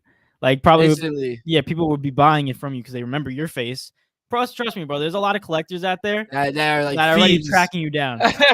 Yeah, you get actually. He's gonna have to give me something for equal value or more. That if not, see you on eBay. I ain't gonna lie to you, bro. I'll sell that joint in 2 seconds, bro. I'm not giving it back, bro. I'm not giving it back. I can't, bro. $2 million? Could be more. Estimate. Bro, I would have milked that. So I go, dude, auction house. Someone puts $2 million on the ground. $3 million. $4 million. Yeah. $5 million. It's going crazy. Yeah. Oh my gosh, bro. So, overall, I'm sorry. I'm not giving it back. I'm not. If someone walks into me and goes, "Do you want to give it back?" I'm gonna be. Oh my god, that'd be so tough though. All over social media. I might. Wait. Be like, yeah. Honestly, yeah. To be completely honest with you. Yeah, it'll be all over social media. Be like, hey, this guy did not give Aaron Judge his 60-second overrun. To be completely and utterly honest with you, of course. If I catch that ball, was it top of the 7th or bottom of the 7th? Top. I'm leaving the game. I'm not watching the rest of the game. I'm catching before you get trampled. I'm getting the ball. I'm getting the heck out of that. I'm getting the heck out of that dodge, bro. I'm not playing, bro. Yeah. I'm gone. Well, you go. Evan says it's like when Tom Brady has a milestone touchdown. He gave the fan, I think, a Bitcoin, a signed jersey, and some cash. No, I don't want Bitcoin. I want real money, bro. I don't know how Bitcoin works. I have to be real with you. Just give me like $10 million and a jersey. Listen, but let me say my thing. So you would sell it, obviously. I'd sell it. Or like Evan said, auctionist. He's gonna have to give me something in value. Yeah, it's the equal value where I could sell it for. Say he gave you 1.5 million, you would give it back to him. No. If it's worth $2 million, no. If it's I need 1.5 million. I need a signed jersey. I need like Instagram follow. Nah, I'm sorry. You gotta have to give me, bro. It's like trading. It's like you have to give me more value for what you want. Now you ready? What I said? Yeah. Ready? I changed my opinion on this. Okay, but in the beginning, from a morality standpoint, I looked at it as if I hit 60-second home run, I would want that ball and someone to give it to me. That's how I looked at it as. So I said, I'm thinking, I'm like, I would just give it back to him. I would want like a jersey, I would want something in return. And you know what my dad said? He said, "You crazy, man? Exactly. $2 million, and you're gonna go back there for a signed jersey and just sniff his butt? What is wrong with you, bro? You're going there for a signed jersey, and a handshake, and a picture, and then you walk away." Oh, and he's like, and he made a good point, which really changed my opinion on it. He said, if they want that ball so bad, they're gonna pay for it. The Yankees, not Aaron Judge, the Yankees are gonna pay for it in cash. Not in cash, but they're gonna pay for it. They're gonna give you something. Get the ball back. I'm milking that trade value so crazy. Oh my gosh. So after that, I looked at it as like a morality. If I hit 62, I'd be like, I would want like that. But I understand, and I changed my opinion from that. And now I'm going, I would sell that because $2 million is insane. I like the idea of the morality standpoint. You was like, what if it was me? I would want the ball, right? But if you bet that person with the ball and they were like, no, would you blame them? No. So at that point, that's like null and void. Like that's why I changed my opinion to I would pay the money. I would sell it on eBay, or I would sell it to the Yankees. I would want equal value to it. I'd be like, imagine you go catch it and be like, so what do you want? You want to give Aaron Judge the ball? I'd be like, yeah, but I want $2 million in return. No, I want $5 million in return. I want Aaron Judge to show up to my birthday parties, and I want a signed jersey, and I want the bat that he hit it with too. Oh my god! I want the plate. I want the whole nine. I want everything. This is what I would want. Ready? Say me and you were at the game, right? We would both go down into the locker room and talk to him. So I would say, hey, we catch the ball, right? We're not going in the locker room.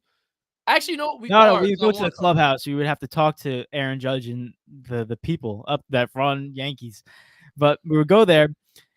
And we would be like, say we catch it, top of the seventh, we go right into the locker room. I'm dipping. We're right out. Down. Oh, God. So we go there, right? And we're like, hey, Aaron. He's like, oh, thanks. What's up, guys? And I'm like, hey, we want to be talking to him specifically. We'd be like security, we'd be like spokesperson, it'd be like that. We were talking to him, we'd be like, hey, I want $2 million. Like, because this is what it's selling on the spot. On the spot. $2 million. I want a signed jersey. And I want Aaron Judge to follow us on Instagram. And no. And I want him to repost something from us. I want him to shout. I want a shout out. Nah, give me everything. I want it all. I'm like, nah, you want that ball? You're going to have to wait for that ball. Nah. But wait, what Evan said, would you rather have a home run ball or a home run bat? Home run ball. Ooh. Home run ball. I don't know, man. I feel like that has more value. Home run ball. Oh, it does, because bat you can use it multiple times going up. Exactly. Ball is just like home run ball. Home run ball. I still have my baseball, my baseball signed from like when I used to play Little League. And like you signed it yourself? No, my coach used to give out awards for like best player, and he give you game ball. I had like a lot of them because I'm just that good. Nah, saying David said, but back in my heyday, I have one on a display case, and it means a lot. So I would say home run ball. I sell that for $5. But I want a signed jersey in return, and I want to follow a D&E Takeover. If you touch the other finger's getting broken, bro. No! Oh yeah, he said forget the shout out. Get him on the podcast. Also an interview. Yo, okay. Wait. Evans, you might be onto something. Yo, bro. Aaron Judge, if we catch that ball. What are we negotiating for Aaron Judge? Let's go over it right now. I'm all right. Listen. So first off, $2 million at least. I'm gonna lead businessman. Ready? $2 million at least. Nah, I want 3.5. Bro, it's estimated $2 million. Interest for what? Interest in it. No, interest. Interest. You know what the Yankees are gonna say? This thing is estimated $2 million, so that's the most we're gonna give you. That makes no sense. It's estimated $2 million. That means it could be more. So you're gonna give me more. We don't know what it's gonna be worth. It's not gonna be more worth. Ground price is $2 million. Nah. All right, whatever. I'm being greedy. All right, fine. You're telling me you want to take $2 million, bro?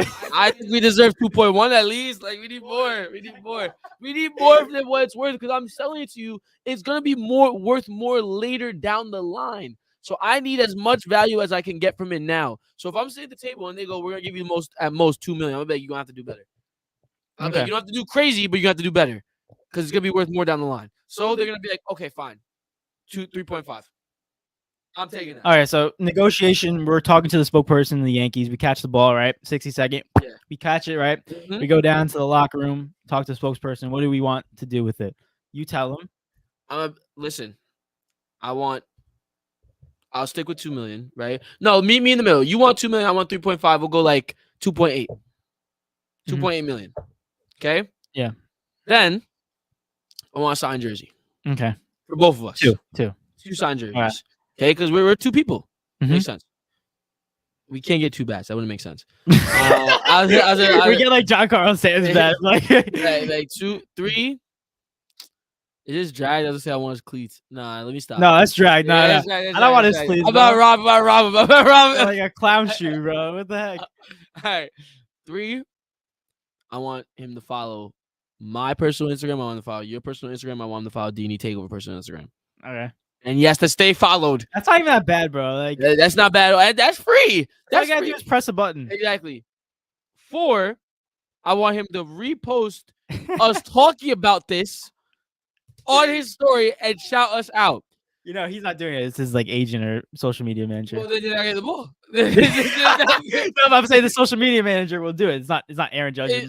Whatever. It's on his story. People are gonna see it like, oh my god, he likes these people, right? 5 has to come on the show. Not only that, has to. Well, I don't know if he can be in person. That might be dangerous for him. In person, bro, he wouldn't be able to fit. Nah, he sits right here. I'm sorry, no disrespect, but like, nah, he sits out for a little bit. Aaron Rodgers sits right here, and we talk to him the entire podcast. You know how we stand up and we showed him like our shoots? Him standing up would be him, like us sitting up would be him sitting. Nah, he sits right here, and he's on the podcast for 2 hours. Or at least online or something. No. On the podcast interview because I need an interview. I'm saying interview, but like say like online interview. We can make it a special Aaron Judge. We just ask him questions and we also ask him like favorite. We ask him about his life story. I don't care. Yeah. But that on Patreon. Oh no, that's all I need. That's all I need. That's it, and you're good. I can agree to that. I agree with that. We got one more. And I wanted to be at one of my birthday parties. Oh my gosh. Give me a break. You have to pull up. I just want to have a catch with Aaron. we can catch in the backyard. Like, can you just throw to me, bro? No. I shook. Oh my god, he used to be in a YouTube video. Oh, all right, now you really think he's gonna do all that stuff, bro? Yes. He's gonna like just keep it. Okay, how about this? We do everything and then the following and everything, and then scratch what I said on the thing. Just give me one day with Aaron Judge. We do YouTube video and that. One day with Aaron Judge. I agree to that. Yo, that's awesome. Come on. But Evan says 6'7" giant sitting in the middle of y'all two. Boy, won't even fit in the camera. You would feel like someone be that's way too tall actually. Sitting down, he'd be like, listen, this ceiling is 7 feet. God, he's 6'7". His head would hit this. Pretty much. But the thing is, when he'd be sitting down, he'd be like this big.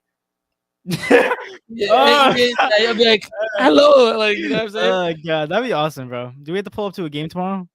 Dude, $150. You got $150? Like, yeah, I'm not rolling like that right now. God, this is why it's better just not going to the game. So you have to. This is why you need to subscribe. That too. But I had an update that just came in. You saw my face got shocked. It's because Tua just taken off the field on a stretcher after his head hits the turf on a tackle. What did we say? This is going to be all over the news tomorrow. Whoa, bro. The Miami Dolphins are in trouble. Bro, they're making so much damage to a guy. Yo, Tua just got off on a stretcher after a hit on the turf by a tackle. The same hit he had against Buffalo. That's scary. A stretcher. And you guys put it off as a back injury. This is how the NFL or the Miami. Yo, Miami's taking this like, oh, he's a franchise guy. We have to play. This is a player safety, bro. This is a player safety. This is why. And now, guess what? I wouldn't be surprised if you don't have him for multiple weeks. This is ridiculous. They deserve discipline. They deserve a penalty for this. This is ridiculous. Wait, a stretcher for it's for his head, basically. Yeah. But it didn't say anything like leg related. What did it say? Tua taken off the field on a stretcher after his head hits the turf on a tackle. It's a head injury. Bro, it's a concussion, bro. The guy's still not recovered from the last one. What's even more scary is the fact that he had to be taken on a stretcher for because that means he didn't do that last time. He didn't do that last time. He can't even get up. That's scary. You had concussions in the past. I never had. God forbid. How does it feel? Like, how's it feel? It Can, feels. can you do any running for another couple days after? To be honest with you, you can, but you really can't. It's not healthy. What did the doctor say? Exactly. The doctor says no, and the reason because an athlete, like I explained this last time, an athlete's always gonna say that they can, right? Because they think that they can. But Yes, then obviously. the one time, remember when we was at freaking Bauer, right? And we was playing in middle school JV, Yeah. right? And that was one concussion that I had. Yeah, I remember that. Right? I got up and I said I was okay, and Mhm. I literally got up and was stumbling to the bench. I didn't even know I was stumbling. So like, Yeah. that's just perspective. Like you think that you can, but you realistically can't. But that's when you have to step in. The doctors, the coaches, they have to coaching, step up and be like, team. "Hey, this is a serious injury. NFL has been in trouble with injuries in the past with Especially CTE, concussion, CTE. and you're just throwing it off, wiping it off like this is a back injury." Bro, you couldn't even get up. Yo, Dolphins are gonna get disciplinary fines. I wouldn't be surprised if someone gets suspended, even the coach or the owners or something. Well, no. Actually, no, because it's actually not. I hate to say this, but Doctors. it's not. It has nothing to do with beating somebody. So they probably will get suspended. Knowing the NFL, they probably will get the right suspension. This is ridiculous, bro. I'll say this much: forget the suspensions. I hope Tua's good. Yeah, bro, no. I've never seen. I don't think I've ever seen someone get carried off on a stretcher for a concussion. Oh, I don't know if for a concussion, but by hit by like that. I've seen people get. I've seen people get stretchered. Well, we don't know if this is a concussion based. It hit his head. It hit his head, but it does not say he couldn't get up. He couldn't walk himself up. You couldn't. No, but the thing is, I'm not assuming anything, like just in case, because like I don't know if it actually is one. But a real quick update on the score: it's 14-6, Cincinnati. It's locked in. Cincinnati already won the game. Teddy Bridgewater just threw 19 yards to Jalen Waddle. Unless Teddy Bridgewater becomes the next Cooper Rush. Tua finished the game 8 for 14, 110 yards, and 1 interception. But Evan says, since I saw him shadow dribbling, I knew he should have been benched. Yo, stop. Evan, stop. Evan, stop, bro. But we're 3-0, Miami. Oh, my God. Bro. You're done. You're done. No, honestly, bro, this is like no joke. That's sad. You're playing with players' safety. You're playing with no. Forget stop. Like, I feel like if we call it, it's gonna sound weird, but like words are powerful. Like calling, like saying a player, which he's a player, right, is correct. But if you like put it into a perspective of just like he's a person's safety. It's you're playing with a man's livelihood. Human being safety, right there. Like I understand we put athletes at this high pedestal because they're like they're freaks of nature, right? Mm-hmm. But realistically, it's like at the end of the day, he's still a human being. He's still a man. He still bleeds the same blood. Still has the same heart, like head, everything, right? And this is dangerous. Yeah, this is strictly dangerous. I just hope he's okay because you don't want to see no one go down like that. Evan's terrible. I said, "Damn, Eric, I'm gonna lose my bread." Evan's funny. Oh my That's God. funny. I think he bet too. Did he? He always tells me whenever I'm at work. He always tells me, like, I always ask him, like, what's the bet for today? Yeah. He's, by the way, and shout out to Evans. You can plug yourself again if you want to. He's like we call him the stat muse him because he based every single bet that he does. He bases it off of stat muse, and he hits like all the time. It's insane. But yeah, this is ridiculous by Miami.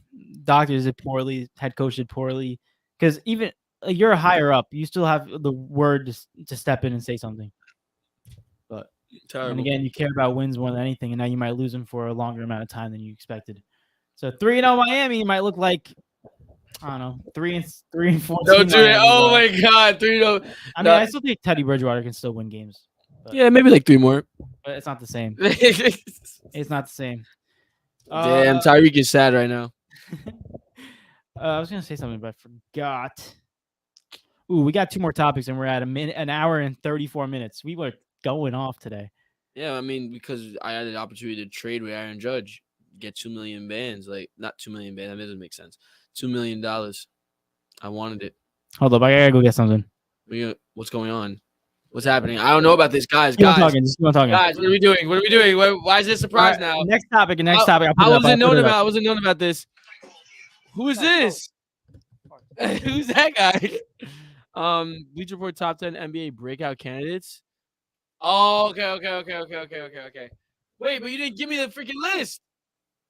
At least give me the list. Where is it? It's on the top. Should be. Dave, it says all post. Where is it? Where is it, bro? That's what I'm saying. What the heck? I had it. Is it on there? Like ESPN. ESPN? Oh, Bleacher Report. Bleacher Report. No, let me see if I can find this for y'all really quick. Matter of fact, can we put on the music right now? No, I'm not gonna even do that. I'm not even gonna put on the music. It's too much to do. It's on his computer, man. Tua is what is that? David! His fingers are stuck! Oh my god! No. Oh my god! He looks like he got knocked out or something. No! No, he was stuck. He was paralyzed. I think he got knocked out. Oh my god, no. I don't even want to show you guys right now. It's like, oh my god, it's bad. No, Guys. they're gonna get in trouble. Yeah. They're gonna get in trouble. Guys, what do you call it? I was gonna go get something, but I realized that I didn't have it. So Look at this. You don't even have to look at the hit. Look afterwards. Watch his hands. yeah, he's knocked out. Look, no. Look. Oh my god. Oh my god. So he dislocated a fingers. No, I and, don't think it's a dislocation. I think his fingers are just like bro, his fingers are like this. Oh my god. So he hurt his hand and he got knocked out. But what do you say? I'm hitting Neutron on stat views. No way, I can't even process that. That was disgusting. Yep. But prayers to the two, bro. That's ridiculous. You hate seeing that, especially as an athlete. You hate seeing that. Oh my god. That's the ignorance of a team that just wants to play or just to play. Oh my gosh, his fingers was just stuck. NFL, can we start taking head injuries more serious now? No, they need to be sued badly. Can we take head injuries more seriously now? Come on. But let me just find this post real quick because I had it.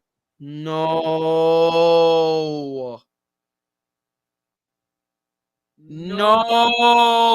bro. Oh, his finger is just. Oh my god. Yeah, so he dislocated his finger, and he has a head injury. Oh my god. I'm telling you, look what I say. He's out for multiple weeks. He's out for at least 4 weeks. No, he's done for the season. Nah, there's no way. No. 1 second, yo. That's ridiculous, bro. This is why the NFL has to learn something. No, like his one, at least, nah, you're right. At least 2 or 3 fingers are dislocated from the fall because he got knocked out. Yeah. It's ridiculous. And this is all their fault, bro. This is what gets me mad. As an athlete and as a you don't have to be you don't even have to be an athlete to understand this. You got to be a human being with some type of morals to understand how you put someone through this, knowing that he had a head injury. You write it off as an ankle and back injury, and this is what happens. It's like one of those things that it's like you don't want to see it happen, but hopefully it learns a lesson. People are like, there's some people like making jokes and like not like bad jokes, but like just like general like. To like people, I can't even laugh at it right now. That's how scary the y'all need to go. Don't even watch it. I don't even know if you want it. I don't even know if you even want to see that. You do not want to watch that, dude. No, he's done. He's done. No, he's done for the. There's no way if he comes back after that to. Oh my gosh, bro! I would say this. I'd say my best season. That's ridiculous. And Miami needs to be destroyed. I'm telling you, there's gonna be suspensions. Disgusting. Suspensions for somebody. Disgusting. That is disgusting. This gets me so mad, bro. It really does, because they think that they can just get away with stuff like this, and it just annoys me. It really does. But I'm trying to find that top 10 list, and I can't find it, which is getting me annoyed right now. But anyway, if we had to go past it, we go past it. We'll wait till next episode. But anyway, let me see if I can find one more of it. I'll look for it too, but I can't. I wish I never even looked at this. This is disgusting. This is disgusting, bro. Bro, I don't even know what to say. I can't even. Oh my god! You still want to play him? Yeah, I can't find it. I'm not gonna waste my time on the show. We're just gonna go into the next one. Well, I had it up, and then just I don't know if the post got deleted or something, but we'll look at it probably for next show, if anything. You know, we're just gonna move on to the next one. But we have a comment in the chat right now. Yeah, I guess he found it. He's like, "Nah, that's scary, man. His body different." Yeah. See, you guys know, usually when an NFL player get knocked out, like generally, I've never seen someone get knocked out. Thank God I've never seen this in person, but I've never seen someone get in knocked person, in person. Yeah. I've never seen someone get knocked out and like be like, like, and They I'm get not trying to be funny. they get but, into rigor mortis with that if I saw that, I'd be literally scarred. Like that basically the muscles tighten up, and like they still think it that gives you the sense of someone being paralyzed. Well, honestly, when you think, remember we took forensics class, and one of the 3 components of being dead, it's like rigor mortis, some other type, like the blood vessels, the skin turns a different color. Rigor mortis, your hands, you get stiff with your muscles. That's the definition of someone being dead, as well. But obviously, it's a knockout. Yo, they need to fix this, bro. That's disgusting. Let's go. Let's move past this, and hopefully we can move past this. But real quick, I got another topic I want to get into, Eric. It's about which NFL team are we worried about? The Dolphins. The Dolphins. Dude, all right. I had to wait. Holy cow, bro. Holy cow, it's a foul. Move it over. All right, let's go. Let's go ahead. All right. Which NFL team are you worried about?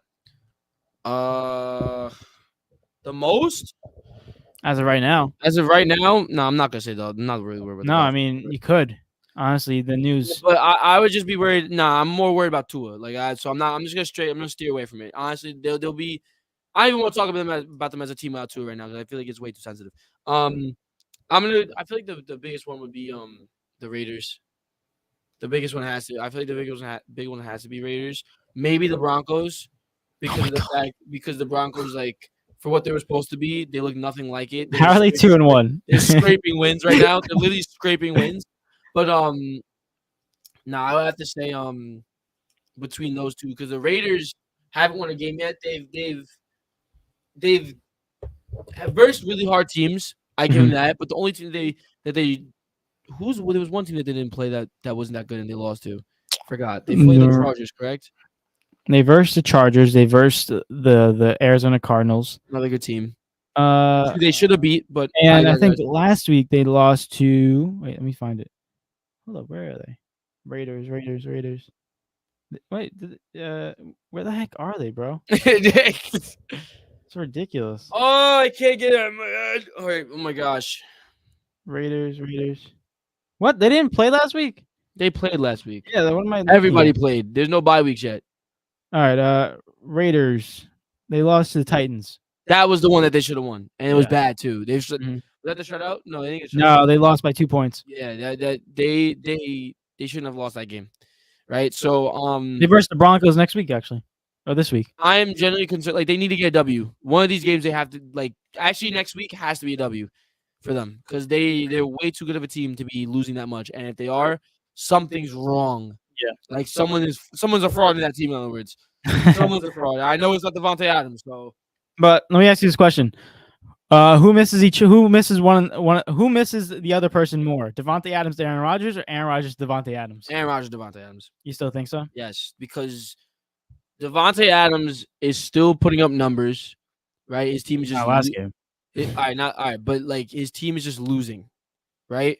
Aaron Rodgers might have some wins on his back, but I promise you that Green Bay Packers team is way overhyped. The NFL has the Green Bay Packers power rankings at 5. Yeah, I think that's way too high. A little? I said way too high. Yeah, like it's extremely way too high. Only high. reason why they're up there is their defense. But 5? 5? They're the 5th best team in the league. You gotta be smoking crack to believe that. There's no way. There's legitimate. It's not even remotely close. If we look at it overall, I mean, like if you look at freaking record-wise, okay, fine, maybe. But like, come on, bro. Even record-wise, they're 2, 4, 6, 8. They're 10th record-wise.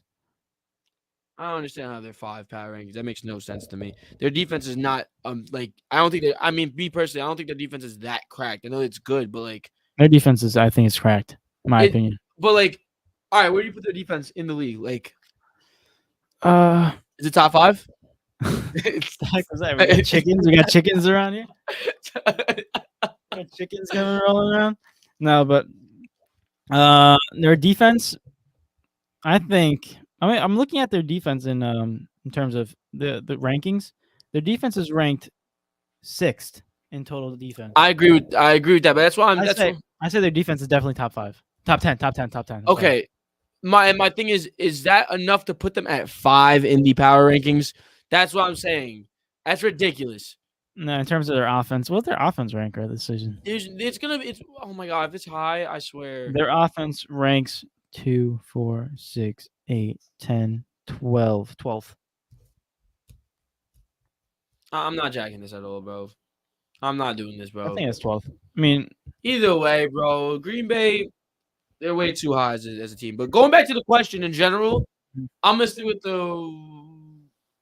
Raiders. Yeah, I say Raiders are a good one. I think Denver Broncos are really worrying to me.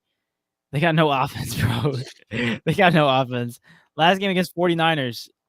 And Russell Wilson, they brought in Russell Wilson. They made him $250 million. They paid a lot of money for that man. For a guy to give 11 points against the 49ers.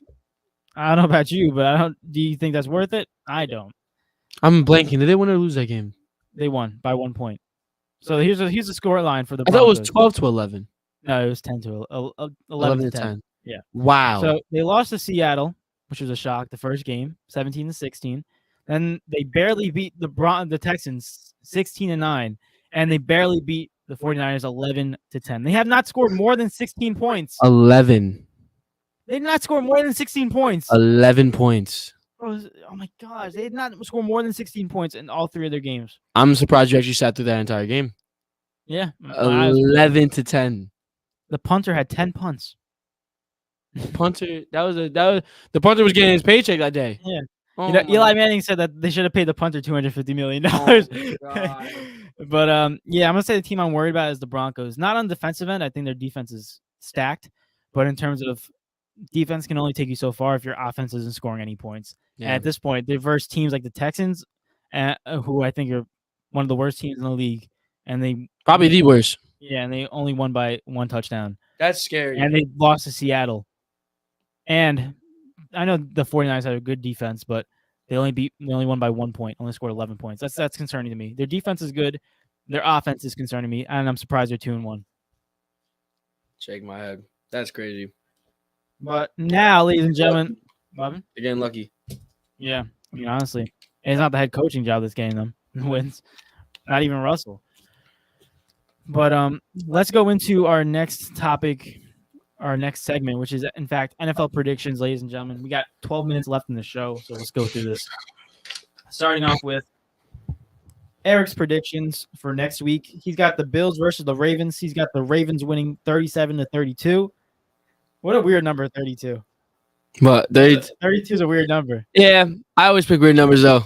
I mean, last week they got a safety against the Dolphins, so anything's possible. Lamar Jackson and Josh Allen, 2 or more touchdowns for both. And then you have the Broncos versus the Raiders, and you got the Raiders getting their first victory of the season, 24-21, with Derek Carr 2 or more touchdowns and Jerry Jeudy with at least 50-plus yards receiving. I only picked that because he's on my fantasy team now. I need to do something. I need to do something. Come on, do something. Like, come on, do something. Like, poke at him. Like, come on, please. All right. And for David, he has the Bears versus the Giants, and he has the Giants winning 24-17. He has Saquon with 1 or more touchdowns, and he has Justin Fields with 1 or more turnovers. And then he has the Jaguars versus the Eagles, and he has the Eagles just ending up the Jaguars 27-24. Oh, the camera turned off. Oh, nice. What's up, guys? I didn't even notice. At least we don't have that battery issue anymore. We don't change cameras. It's so lit now. I can just click the button and just go. But what's it called?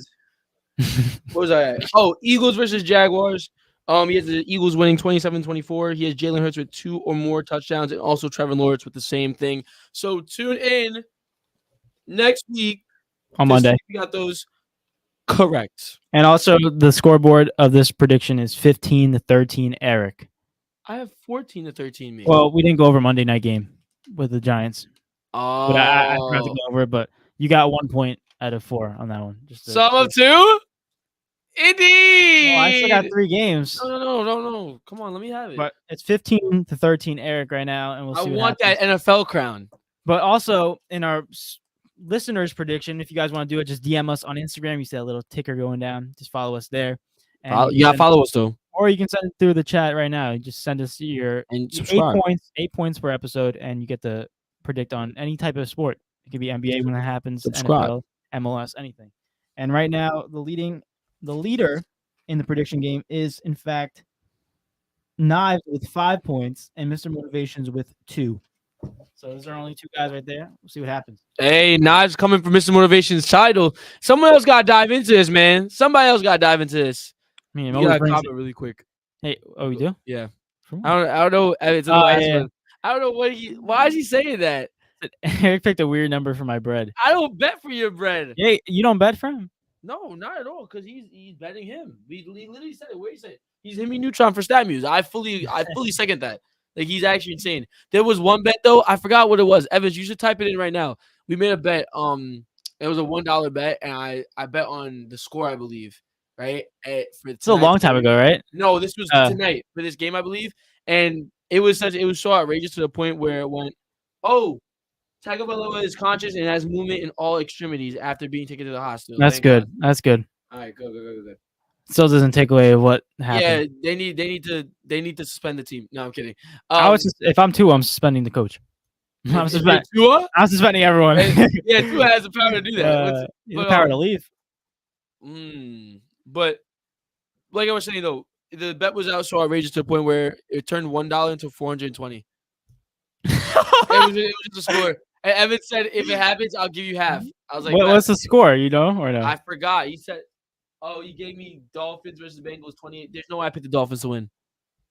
I picked the Dolphins to win. Hey, that's what I said. 28-21. Oh, but the thing is. No Tua. I picked it because of my thing was if Tua plays, but he said if Tua plays. He just said that right now in the YouTube. I was looking at it. That's nice. Dang. Well, but GG's. I sold his bread. It's $1. Oh, he said if Tua plays. Yeah, but now he's out. But going to the next one. Big deal, not a big deal. We got 8 minutes left in the show. Let's do a lightning round, ladies and gentlemen. Big deal or not a big deal? We go over headlines of all different sports, and we state whether they are a big deal or not a big deal. Starting off with this first one. Messi returning to Barcelona is financially possible, said by Barcelona owner and president. He's lying. Possible next summer. He's lying. Big deal, not a big deal. He has to be lying. There's no way. I don't. Is it crazy to say that the only real way I would really want Messi back is just to give him a nice send off? I mean, you have a good team now. That's exact. I kind of with no money, guys. I don't want to sound rude. Or Evan said Eric owes me $1. Shut up, bro. I don't owe you anything. Venmo. No, that's I'm not Venmo him $1. But buy him a bag of chips. Hold up. Oh, hold up. Someone else is in the building right now. Hold on. It's gonna come in. I don't want to spoil it. Seco Finesse. That's Asante. Oh, what's up, Asante? That's Asante. Yo, go follow Seco Finesse, man. Go. Yo, you bugging? It's Messi. All right. Hear me out though. We have a good team right now. And we're building with that team, right? And you got wingers like Fernando Torres. You have obviously oh my god, I'm blanking. Ansu Fati. You talking about the young players? I'm basically talking about young Javi. Well, I mean, Gavi, Pedro, you don't have to worry about them. They're gonna be playing center mid. They're not gonna be playing on the wing. I thought you're talking about wing. Yeah. I thought you were listing young players. I'm listing the players of the fact that play in Messi's position, right? That are realistically gonna probably be somewhat of the future of this club. Dembele. Right? Dembele as well. Dembele is like on the brink of like being like a middle type pack, not like young anymore. But Messi comes in and he does start. Without a doubt in my mind, 100%. Right? Does that affect our youth and growing them into the game? Because you saw it. My prime example is with Marcus Rashford, and what happened with like Marcus Rashford. Obviously, after the Euro, right? It was shambles. But this man coming in, hey, be nice. Even ruined it even more with his confidence. Be nice. He just did. No, it's not his fault. Nice. Shut up. What's it called? It's not his fault. Don't get me wrong. This guy's obsessed with Ronaldo. It's not his fault. Don't get me wrong. Ronaldo did what he had to do, but it affected Marcus Rashford. Right now that Ronaldo's not playing as much and they changed it, look how he's been playing. Right, it's a mindset thing. It's a confidence thing. With Messi coming in, That's going to take somebody's spot. Messi is starting on our team, especially the way he's playing now. Well, Sante said you can send them on loan and then sell them eventually. And he said Messi raises the team whole level. Messi raises, but the thing is, it's like, what's your point? What's your point? You bring them, you send them on loan, and then you sell them eventually. Then we're never using them again. At that point, that's what you're saying. You're looking at it in terms of future and how well you can grow. We have a good team. To say like our team is good right now, I'm confident that in the future we still will have a good team, right? But if Messi comes in, I'm afraid that the same thing might happen that happened at Manchester United with certain strikers and like that will happen at Barcelona. That's the only thing. Obviously not Lewandowski. Would it be the same thing? Because we all know that Ronaldo's confidence is not intimidating to young stars, but it's like, you don't think Messi is intimidating to young stars either? I mean, I just think you can't go wrong with having a player like that on your team. Same thing goes with Ronaldo. But that's the same thing with Ronaldo. That's what I'm saying. You can't go wrong. I'm not against it, right?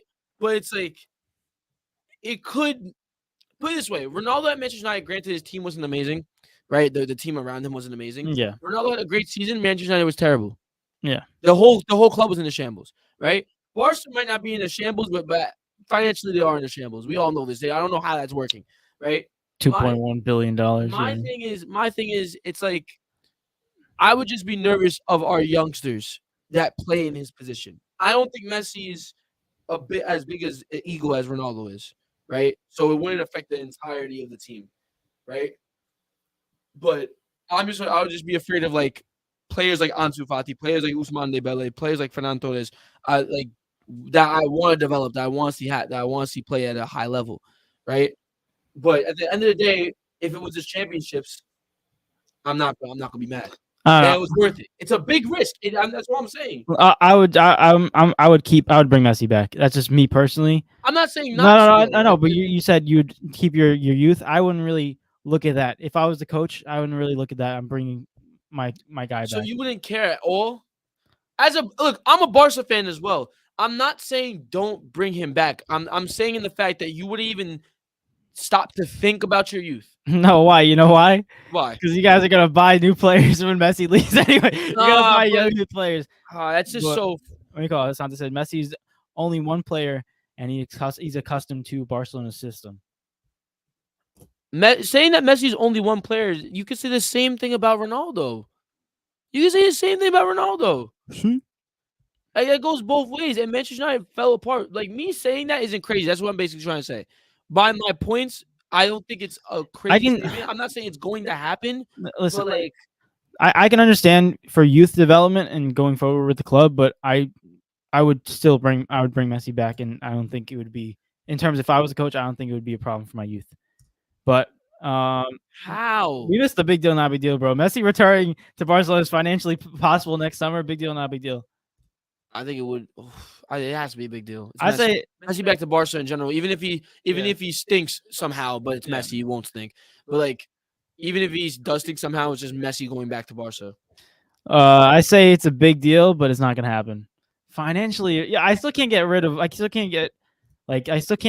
come to mind with why he left in the first place. Not him left.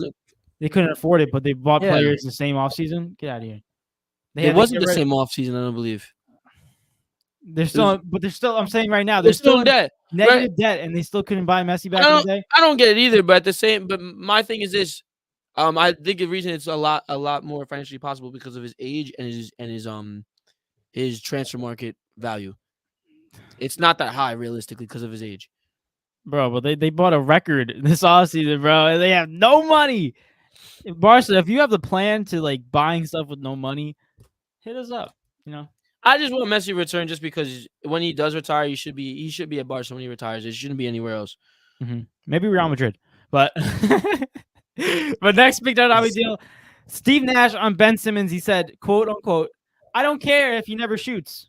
End quote. Big deal, not big deal. No. What do you think about that, Chad? What do you guys think? Big deal? Actually said, yeah. No, we're gonna lose. Oh my God! Obviously, change my predictions. Put that at 6. Obviously, I would hope that he's joking. What does he mean? He doesn't care that he just shoot. Because he knows that he's terrible. So he's like, he knows. I mean, I wouldn't be like, I don't care if he doesn't shoot, bro. He's primarily known as a defender, and a playmaker. No. He doesn't have to shoot for this team to be good. So Ben Simmons is Draymond Green. Pretty much. But just I think better athletically. If you look at it from that perspective, it's actually not that crazy. I'm to say Ben locks up though. Exactly. That's what he's primarily known for is his defense. You'd be a Draymond Green. You have another Golden State Warriors on your hand. Or Kyrie and KD. As possible.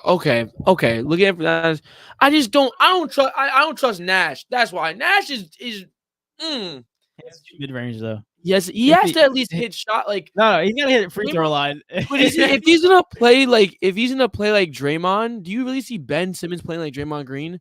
That means no, it wouldn't work. That means the ball's gonna be in his hands primarily if he's playing like Draymond Green. I mean, that's what that means, and that wouldn't work because KD needs the ball in his hands. Kyrie definitely needs the ball in his hands. It's like, come on. I think in terms of moving the ball around, I don't think he has to have it, but in terms of pick and roll situations, I think he can be the one to distribute. Like KD and Kyrie can still have it in their hands, but I think if you really look at exactly, Evan just said it, pick and roll off of Ben Simmons. I think that's where you're gonna get most of your success with that team. And also, he said Ben Simmons bad to play Draymond Green role, pretty much.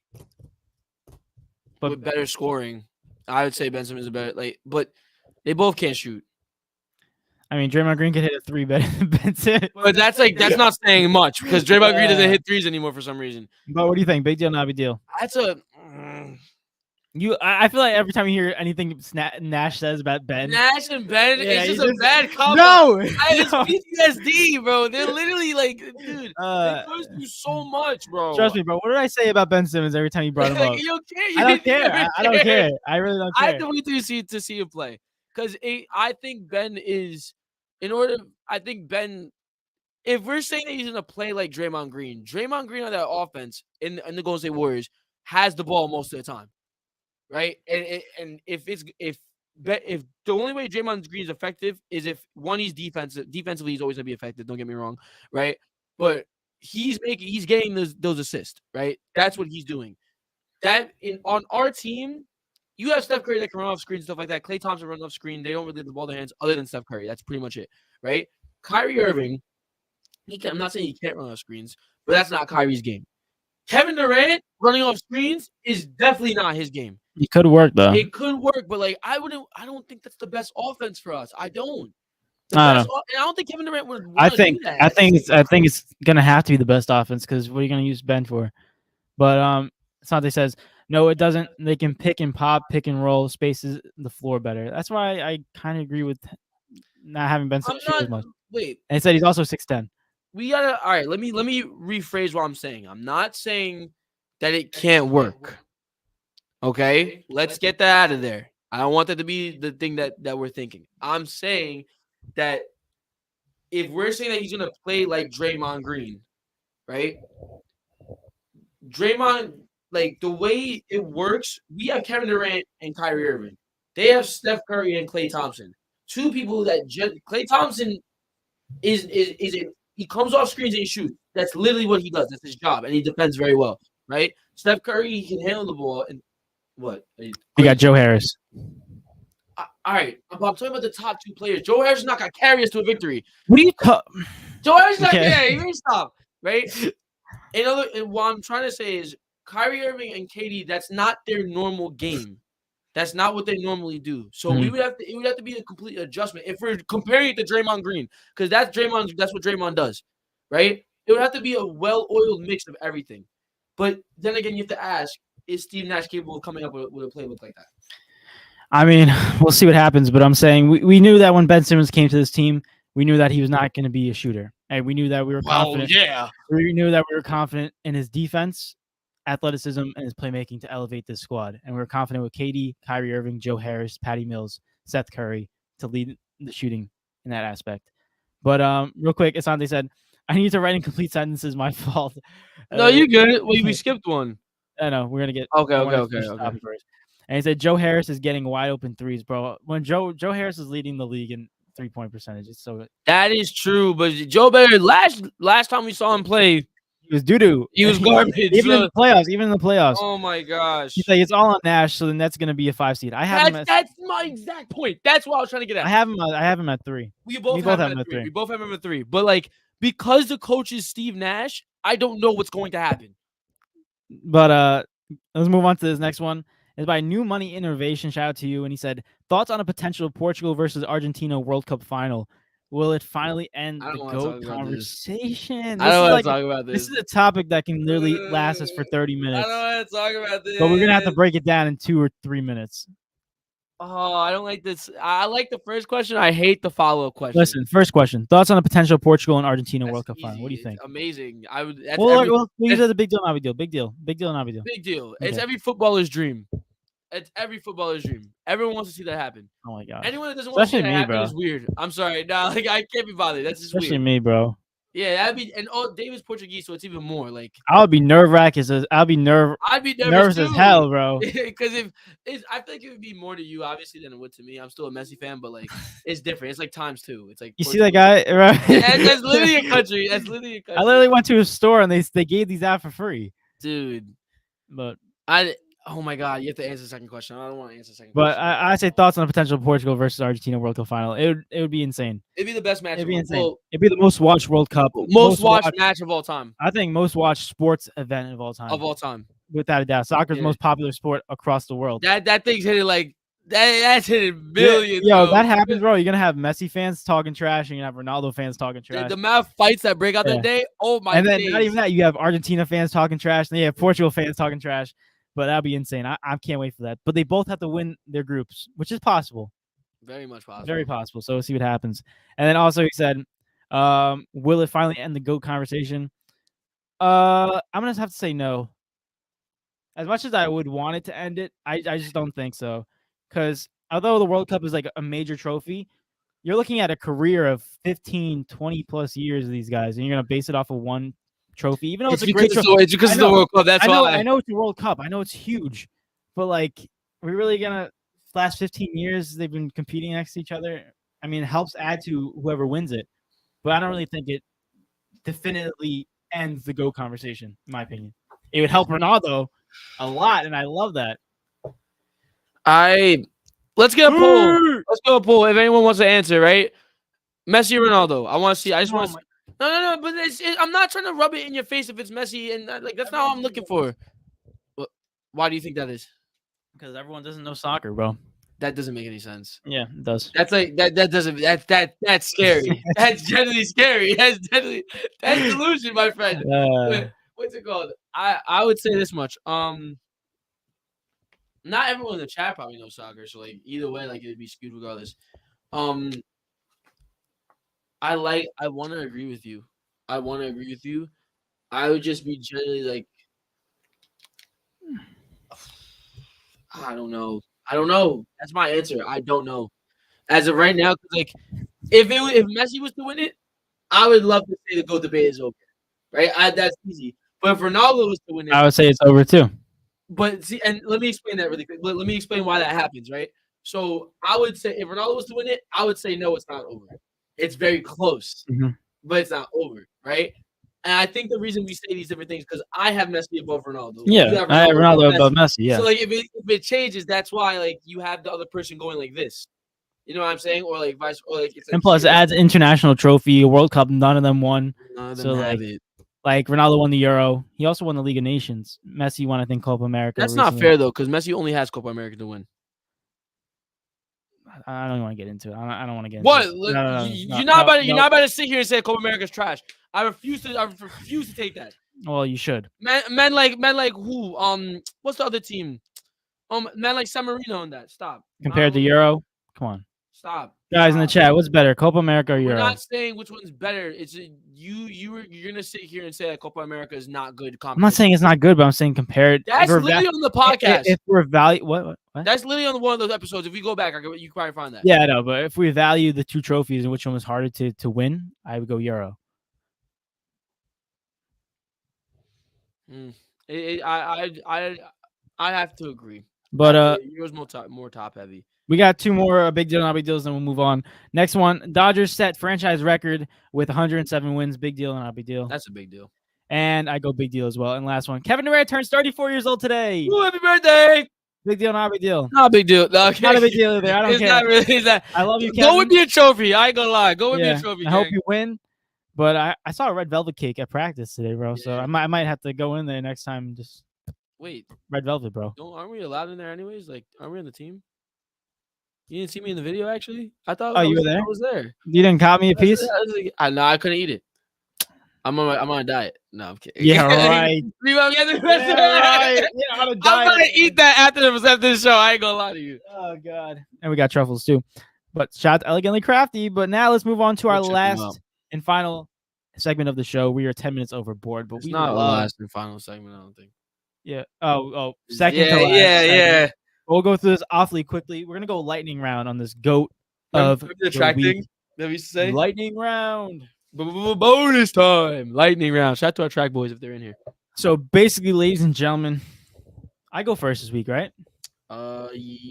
Yes, sir. Yes, you do. All right, so let's get it popping, man. This is good. Wait, we gotta explain. There are some new people in here. You want to do it? No, you got it if you want to. All right. So basically, we do a go to the week in the NFL and the NBA, but right now, since it's NFL, we do it every Thursdays.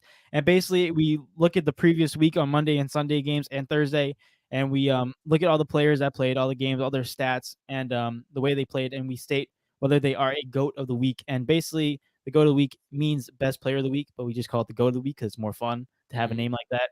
And who wouldn't want to be called the GOAT of the week? Best player of the week. Get out of here, bro. GOAT's better. And we do a top 10 with 6 through 10 being honorable mentions, and then 5 to 1 with number 1 of the top 5 being the GOAT of the week. Go through every single game as well and every single stat. Fair enough. And now let's get into the GOAT of the week, baby. My GOAT of the week, starting at number 10, I got Cordell Patterson. I think he rushed for almost over 140 yards, and I think he had 1 touchdown as well. Great game by him. Drum roll. When I get the drum roll, get the drum roll. I don't want to forget it. Here, pass it to me. So I have it so many tabs open. We need to get that soundboard ASAP. That's what we need. We need to get that soundboard. It costs moolah though. I ain't gonna lie. There it is. I got it. Make sure you guys again share the show to all your friends and family, bro. So we can buy a soundboard and subscribe. We get the better content and subscribe. It's free. You don't have to put on post notifications. It'd be nice though, because you know when we go live. But you don't have to. We like if you listen. Yeah, we like if you like. Of course. Join the family though. You know what I'm saying? But it's free at the end of the day. That's what I'm saying. So just subscribe to support somebody. That's all I'm saying. But number 10, I got Cordell Patterson. Number 9, I got Trevor Lawrence. He threw 3 touchdowns and had a great week. And led his team to a victory against the Chargers defense. At number 8, I got Mac Hollins, the wide receiver of the Raiders. He had I think 8 catches for 150 plus yards. 10. It was 8 for 10. Yeah. Yeah, and he had 1 touchdown as well. I think he had a great game. And number 7, I can't even pronounce his name. DeRich Wise from the New England Patriots. The guy had 4 tackles. He had 6 tackles, 3 sacks, and 4 tackles for a loss. I thought that was beast mode right there. And at number 6, I got Devonta Smith. He also had a similar game to Mac Hollins, but he had 160-something yards and a touchdown. And that went to top 5, ladies and gentlemen, real quick. Number 5, I got Jalen Perrette. Oh, the Texans. Yeah. This is the guy we talked about over FaceTime. Ditre. He had a tremendous game. Just a list of stats. He had 8 total tackles, 1 sack, 2 tackles for a loss, 2 pass defended, 1 QB hit, and 2 interceptions. Talk about a productive game. He did everything. Somehow they still lost that game, right? They're the Texans. Yeah, that's so sad. That's so sad. At number 4, I got the defensive man Graham, bro, out of Philadelphia Eagles. He had Brandon Graham, to be exact. I forgot his first name. Brandon Graham with Philadelphia Eagles. He had 6 total tackles, 2.5 sacks, 2 tackles for a loss, 1 pass defended, 1 forced fumble, and 5 QB hits. The guy applied 5 QB hits is crazy. Yeah, he applied the pressure against Carson Wentz, made Carson Wentz curl up in the ball. Now at number 3, we got Khalil Herbert of the Chicago Bears. He rushed for 2 touchdowns and 150-plus yards, and total, I think, 169 total yards. It was dirty. Yeah, it was dirty. 169, I think, 2 tutties. Yeah, I remember 169 because I remember 69. He's such a freak. He's such a freak. It's true. But now at number 2, it's really tough. There's 2 quarterbacks in this number 2. But at number 2, I got to go with Lamar Jackson. Yeah, it was very close for me. The only reason why I put Lamar Jackson, he had 62% completion. He had 325 total yards, 5 total touchdowns, and 1 interception. He had a QBR of 84.1 and an offensive rating of 110.3. But honestly, what took it for me was the turnover. Even though he had the 1 turnover? But you'll see my guy at number 1. I know who it is already because there's only one other person that you put up there. Okay, let's go in so I can compare the stats. My number 1 GOAT of the week is. I folded.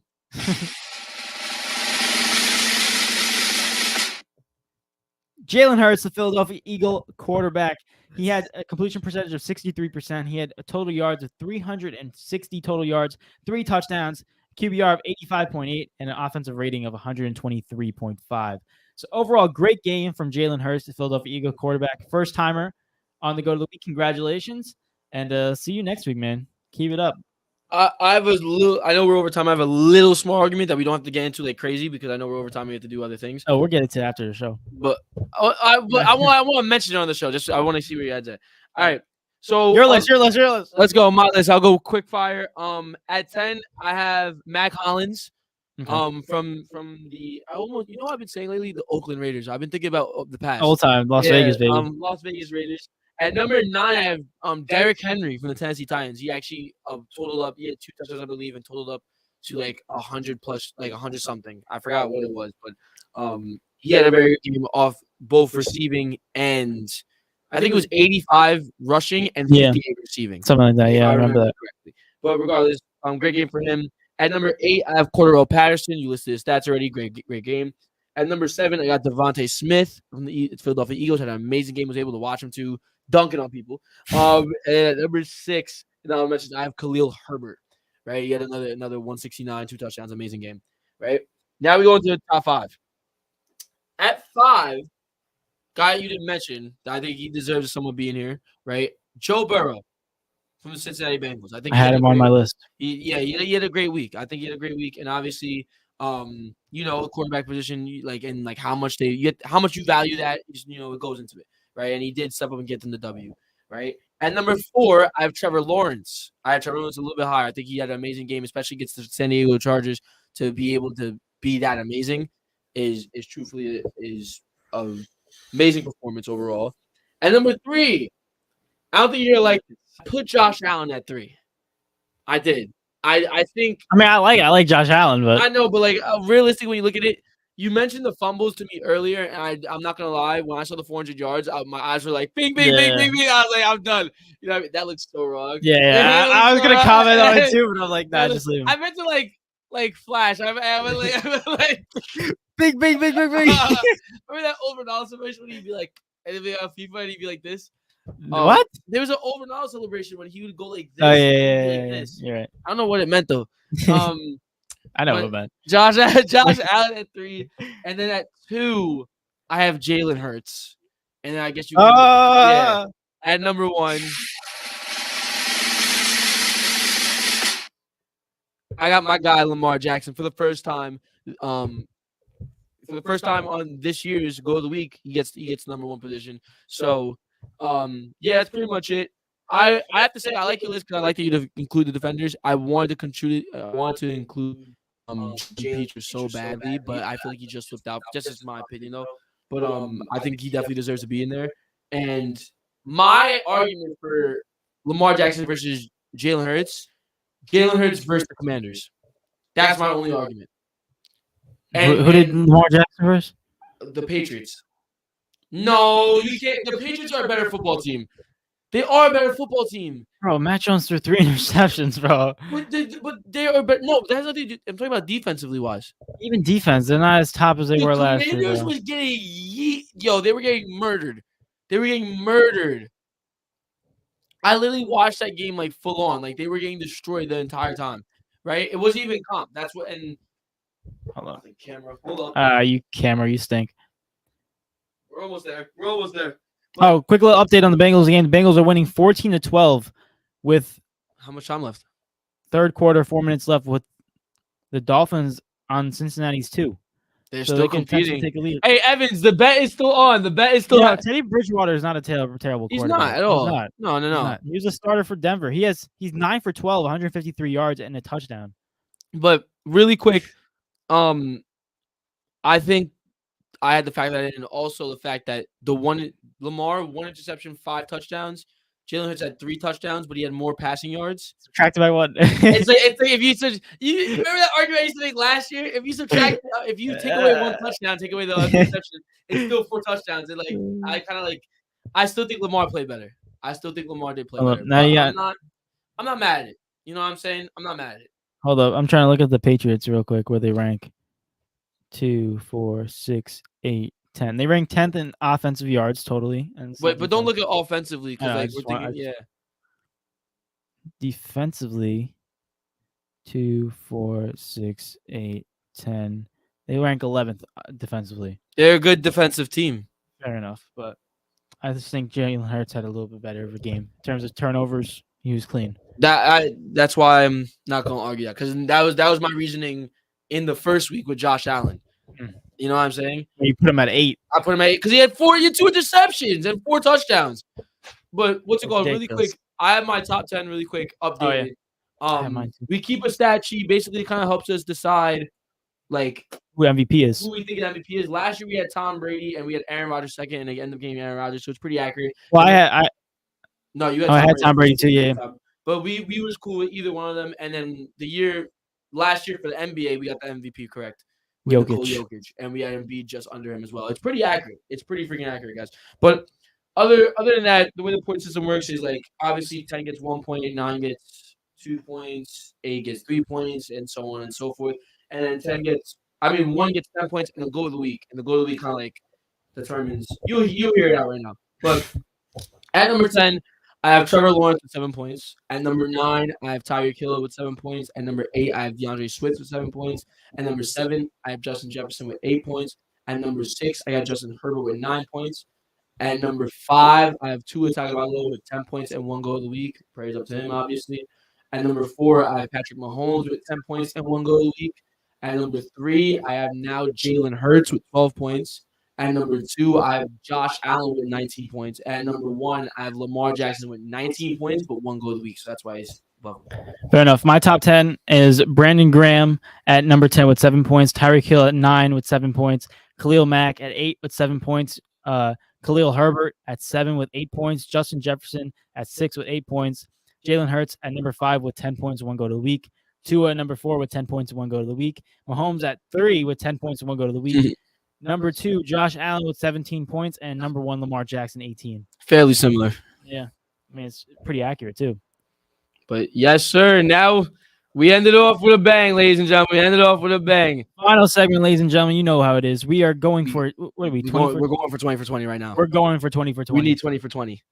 We do Poto. If anyone doesn't know, it's the NBA guessing game. It's basically Worded but NBA. And we're on a streak of 19 for 19. Yes. If you don't believe us, watch the last episodes. They can see me in the corner now. Hi, guys, if you have anyone you want to comment down below right now. And what happened? Comment down below if you have anyone you want to talk about. Oh yeah, who you guys want to be the first? Who do you guys want to be the first pick? You guys can pick. If you guys pick a little bit quicker, because we are like 23 minutes. Ronaldo. We went over mad. Yeah. You know what's crazy? And we wanted to add more freaking. I know. That's why sometimes it's better just to keep it. Tim said, "Oh God, he's either trolling or he's being honest." He said, "Best of luck." Why does Tim? Nah, Tim. I have a bone to pick with you because you traded away Devontae Adams. You're stink. You're terrible. Now give me someone to pick first. What's up, Tim? How you doing? Actually, he can't because he probably did it already. Yeah, Tim. How you doing? Nah, Tim's our boy. Don't worry, guys. Yeah, don't be mean to Tim, bro. Nah, but like, then she give you Devontae. Tell me I was waiting too long. It took 2 days to respond. Yo, me and Tim, bro, we got a trade working right now. I'm kidding. No, we don't. I don't trade with nobody. Bro, David is not trade. David's too scared to trade. All right, let's go. Who did we talk about today? We talked about a lot of teams. It's Kevin Durant's birthday. Kevin Durant? It's Kevin Durant's birthday. Do him. Pause. Nothing. Okay. All right. We got something from it. I mean, he's a guard. He's 6'7" and lower. He's 31 and lower. Let's just go young guard in the West. Anthony Edwards. What number is he? Wait, do you know? I don't know if he's 0. What about Jalen Green? Is a small number. I know that for a fact. Who else is young? Ja. Kevin Porter Jr. No, what number is Ja? I forgot. I don't know the numbers. Isn't he like? He's a low number. No, he's not 30. I think he's 0. Oh my god. Or 2. Wait, I want to get someone that's young. Shea. You can go with it. Let's go, Shea. I know he's like 5'6", 6'5", 6'6". Okay. 6'6". See. All right, he's 24. No, he wears 2. Jesus. All right, well, he's 6'5", 6'4". He's not in the Northwest. Not in the Northwest. Okay. 24 years old. 6'5", 6'4", 24. So he's a Specific. young guy. Warriors. We could do Anthony Edwards. I see that's pretty. That's that division. Is it Northwest? Yeah. Minnesota. Minnesota. Yeah. Warriors. Kings. Jordan Poole. Wait. No. Stop. I hate when you do that. Oh, wait. Evans just said Eric is fake. Pull him. I've trained him. You didn't. I actually know. Me and Evans play Birtle all the time. Oh my gosh. So, I give him props. But he knows. But David is nice at it too. That's the thing. We're both mad nice, right? Ja's number 12. It says. Oh, he's 2. Oh no, that's Shea. Oh God. Wait. Is it Ja? No. How old is Ja? Oh my God, is it Ja? Ja's could be 24. How old is Ja? Ja got drafted when he wasn't 18, 19. He was 21. 20, yeah, 21. He's been in the league maybe 3 years. Is it Ja Morant? Ja, bro. Is it Ja Morant? We're going Ja. Oh, he's not up. More. There we It go. is. Okay. Well, 23. He's 23. And he's 6'3". Dang. 6'4", 6'5". He's 6'3"? What? So that means this guy is. That doesn't help us. Okay, no. It does help us, right? We know the division now. Oh, the division. I'm saying in height terms. It's all right. He's Mavs, Pelicans, Rockets, Spurs. There's another one. No, it's the Grizzlies. Jazz. No, Jazz is in the Northwest. Pelicans, Rockets, Mavs, and Spurs. So Devin Vassell. Okay, it's a possibility. Wait now. We'll use Devin Vassell as a Spurs. Keldon Johnson. Oh no! I don't think Keldon Johnson's a guard. He shouldn't be listed. Oh well, I saw on ESPN they have him listed as a /guard, but I should write this down. Bro. Write those guys down just in case. All right, so we got Keldon and Vassell. I'll Devin Keldon. Keldon be a second choice. All right, Mavs. We got Luka. We got not Luka. We know it's not Luka. Just listing players. Luka. Tim Hardaway. He's not that young. Dorian Finney-Smith. He's not a guard. I was Reggie Bullock. No. Reggie Bullock. No. Let's steer clear from them. All right, and then you got Rockets. There's a lot of not 20. Kevin Porter Jr. Kevin Porter Jr. is a good shout. Right? Jalen Green. What number was he? You said he's too young. Yeah, he's too young. It won't matter. Kevin Porter Jr. There's a lot. Josh Christopher, but I think he might be too young. He could be. It's a good pick too. I'll write him down. All right, and then we got Spurs, Rockets. We left Mavs alone. Pelicans. I don't know how. Herbert Jones. Yeah, he shouldn't be listed as a guard. Jose Alvarado. I like that one. But I don't know if he could be 6'6". I think the best guess out of this right now is Kevin Porter Jr. What do you think? All right, let's do it. We'll eliminate. Let's see.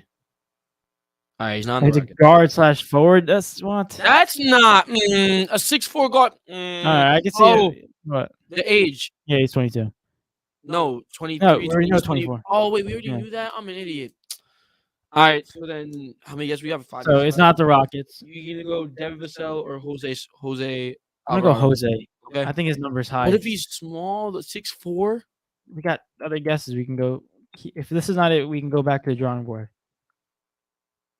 Yeah, he was 6 foot. Yeah, he's small. I think that was a waste. Oh, we don't know that now. We know it's not the Pelicans. So Herbert Jones is out of the mix. But Herbert Jones is never gonna be it because he's too young. Can I ask Siri how old Herbert Jones is? Yeah, go ahead. He's not on the team. So how old is Herbert Jones? Herbert Jones died July 18th, 1951 at age 70. Yeah. She needs to be canceled. She needs to be canceled. Everything needs to be canceled. All right. All right. We're guess 6 of 8. You want to go Devin Vassell? We're good.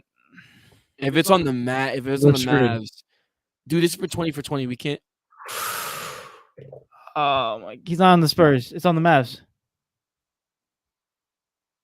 Oh no! Oh farts! Is this updated? Like Trey Burke. I know Trey Burke was on the Dallas Mavs last season. 24 though? No, he's older. Luka, Tim Hardaway, Reggie. Is Reggie Bullock 24? It's not Luka. Luka's not 6'4". No. We have 2 yeses left. Okay, let's try to go into the starting lineup of the Mavs. No, we just gotta go through the guards. What? We just gotta go through the guards. It's a guard. Yeah, but I picture the whole starting lineup. I feel like it'd be easier for me. Mavs. Who was their point guard last year? Luka Doncic. Well, Jalen Brunson. Jalen. Okay, he's gone. He said, Evan said, "Hey, yo, I think he's in response to the series." Oh, now Siri put it out here. Listen, oh my gosh, this is a problem. Is Reggie Bullock 24? No. He's not It's 24. not Trey Burke. Oh my god, it's definitely like one of them like light skinned boys that No, there's a light skinned kid on the team. What's his name? Which one? No, it's a young light skinned dude. I don't know if he's a forward or not. Yeah, Christian Wood. He's a power forward, obviously. I think it's him. What's his name? I don't know. What does he look like? Let me get. Literally like my type of hair, maybe a little bit more, right? But like it's like style at the top, like curly at the top, and he's just light skinned. That's all I can describe. He looks like a 2K generic player. Bro, just remind me that when we do charades together, not to be on your team. I'm a good charades player on everything. Not to be on your team. It's not charades. It's just describing a player. Oh my god, bro, this stinks. Is his name Josh? Can you type in Josh and see what comes up? Yeah, let's start testing names. Josh Richardson? No, he's on the Boston Celtics. Josh Jackson. Josh Hart. Josh Green. Is that him? Wait. I don't know if it's him or not. I mean, we're out of things right now, so this is. It could be. This would be the clutchest thing. Yeah, the clutchest thing in D&E Takeover history. If this is it, I'm just gonna put it. I'm doing it. I'm doing it. Close your eyes. Close your eyes. I don't want to close my eyes. Close your eyes. Why? Because I want to know if it's. Oh, it was him. Okay, but it's not. Okay. Now, who the hell is another guard on Dallas, bro? No, I want 20 for 20 so bad. Oh, God. Is Reggie Bullock 24? No, he's not 24. He's not 24. I swear this is Reggie Bullock. Wait, are we allowed to show silhouette, guys? All right, guys, let us know if we're allowed to show silhouette. No, that's cheating, bro. Is it cheating? Yeah. It's cheating.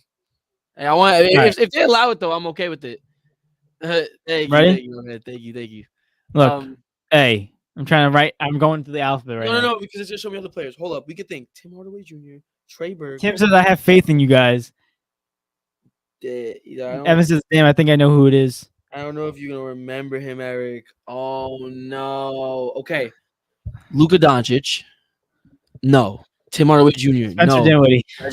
No. He's 6'4". He's not 24. He's not 24 though. Dude, this guy's deep in the bench.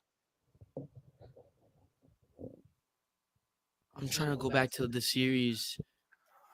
That was a good guess, though. Somebody pause for Josh Green. I put that in my freaking butt. Pause. Oh my God. I'm trying to think of. They versed the Suns. The Suns. They played their whole bench because they got the Phoenix Suns got destroyed. Evan said, "Damn, I don't think Eric know him." LMAO. If I don't know who he is, then we're screwed. Are we allowed to use silhouette? Let me know right now. Are we allowed to use silhouette? David should know. What's that mean, bro? What's that mean? What's that mean? I should know. Is he on my team? Like, God, don't say that, bro. Don't say that. I don't want to fold just yet. I don't want to stay here all night, but like I don't want to fold. We won't stay here all night, guys. Don't worry. You said use it. Tim said we could use it. Use it. I need one more confirmation. Hold up. Evans is active. Evans, can we use silhouette for 20 for 20? He said David should definitely know. What is it? David should definitely know. Why is it a Knicks player then? Former Knicks player? Who is this guy? Evans, let me know. Evans, can we use silhouette? Tim said yes, that's one. I need at least like two. We got 5 people in the chat right now. So like I need like 2 to be like safe. Yo. Sterling Brown, no. Where's Sterling Brown right now? Just got traded. Yo, Tim's stressed. Evans, let us know. I know you. No, said use silhouette. Use silhouette. You just said it. All right, drop the silhouette. Is it Frank Ntilikina? Oh my God! It's Frank Ntilikina. Oh my God, we suck. No, we suck. No, it's Frank Ntilikina. It has to be Frank Ntilikina. I know that face from Sport Model. It has to be Frank Ntilikina. And every time I'm still going to get it. Technically, it's not a face. It's the hair.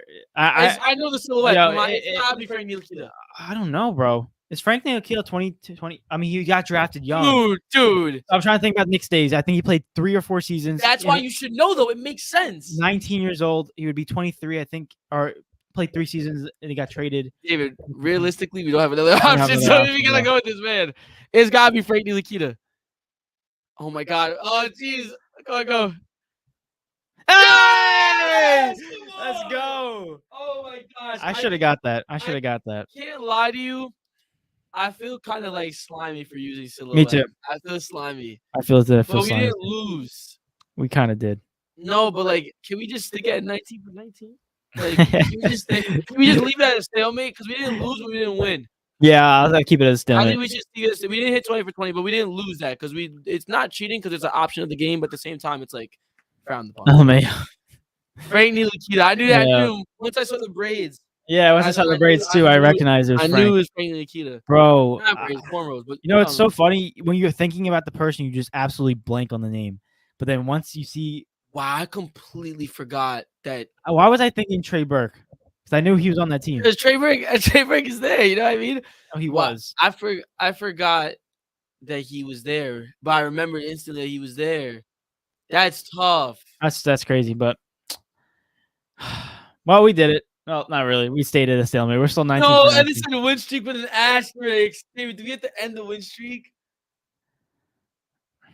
Oh my God! No, we're gonna be. We're the Barry Bonds of Podal. No, Barry Bonds. No.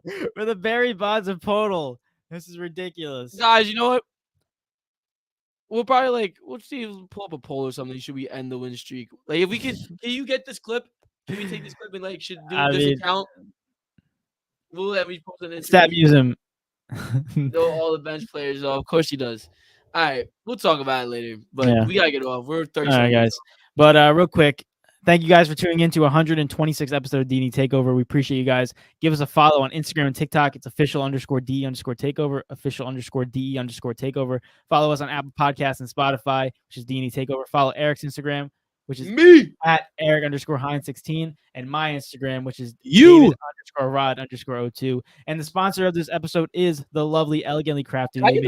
Wait, keep going. They make delicious sweets and treats. So give them a follow at Elegantly Crafty on Instagram. So please do that. And make sure you like, comment, and follow and share the show. Make sure you like, comment, and subscribe and share the show to everyone that you know, because we're trying to grow with this and continue giving you guys content and keep on trying to invest in this, keep on trying to make this grow because we have fun doing it. Hopefully you guys enjoy it.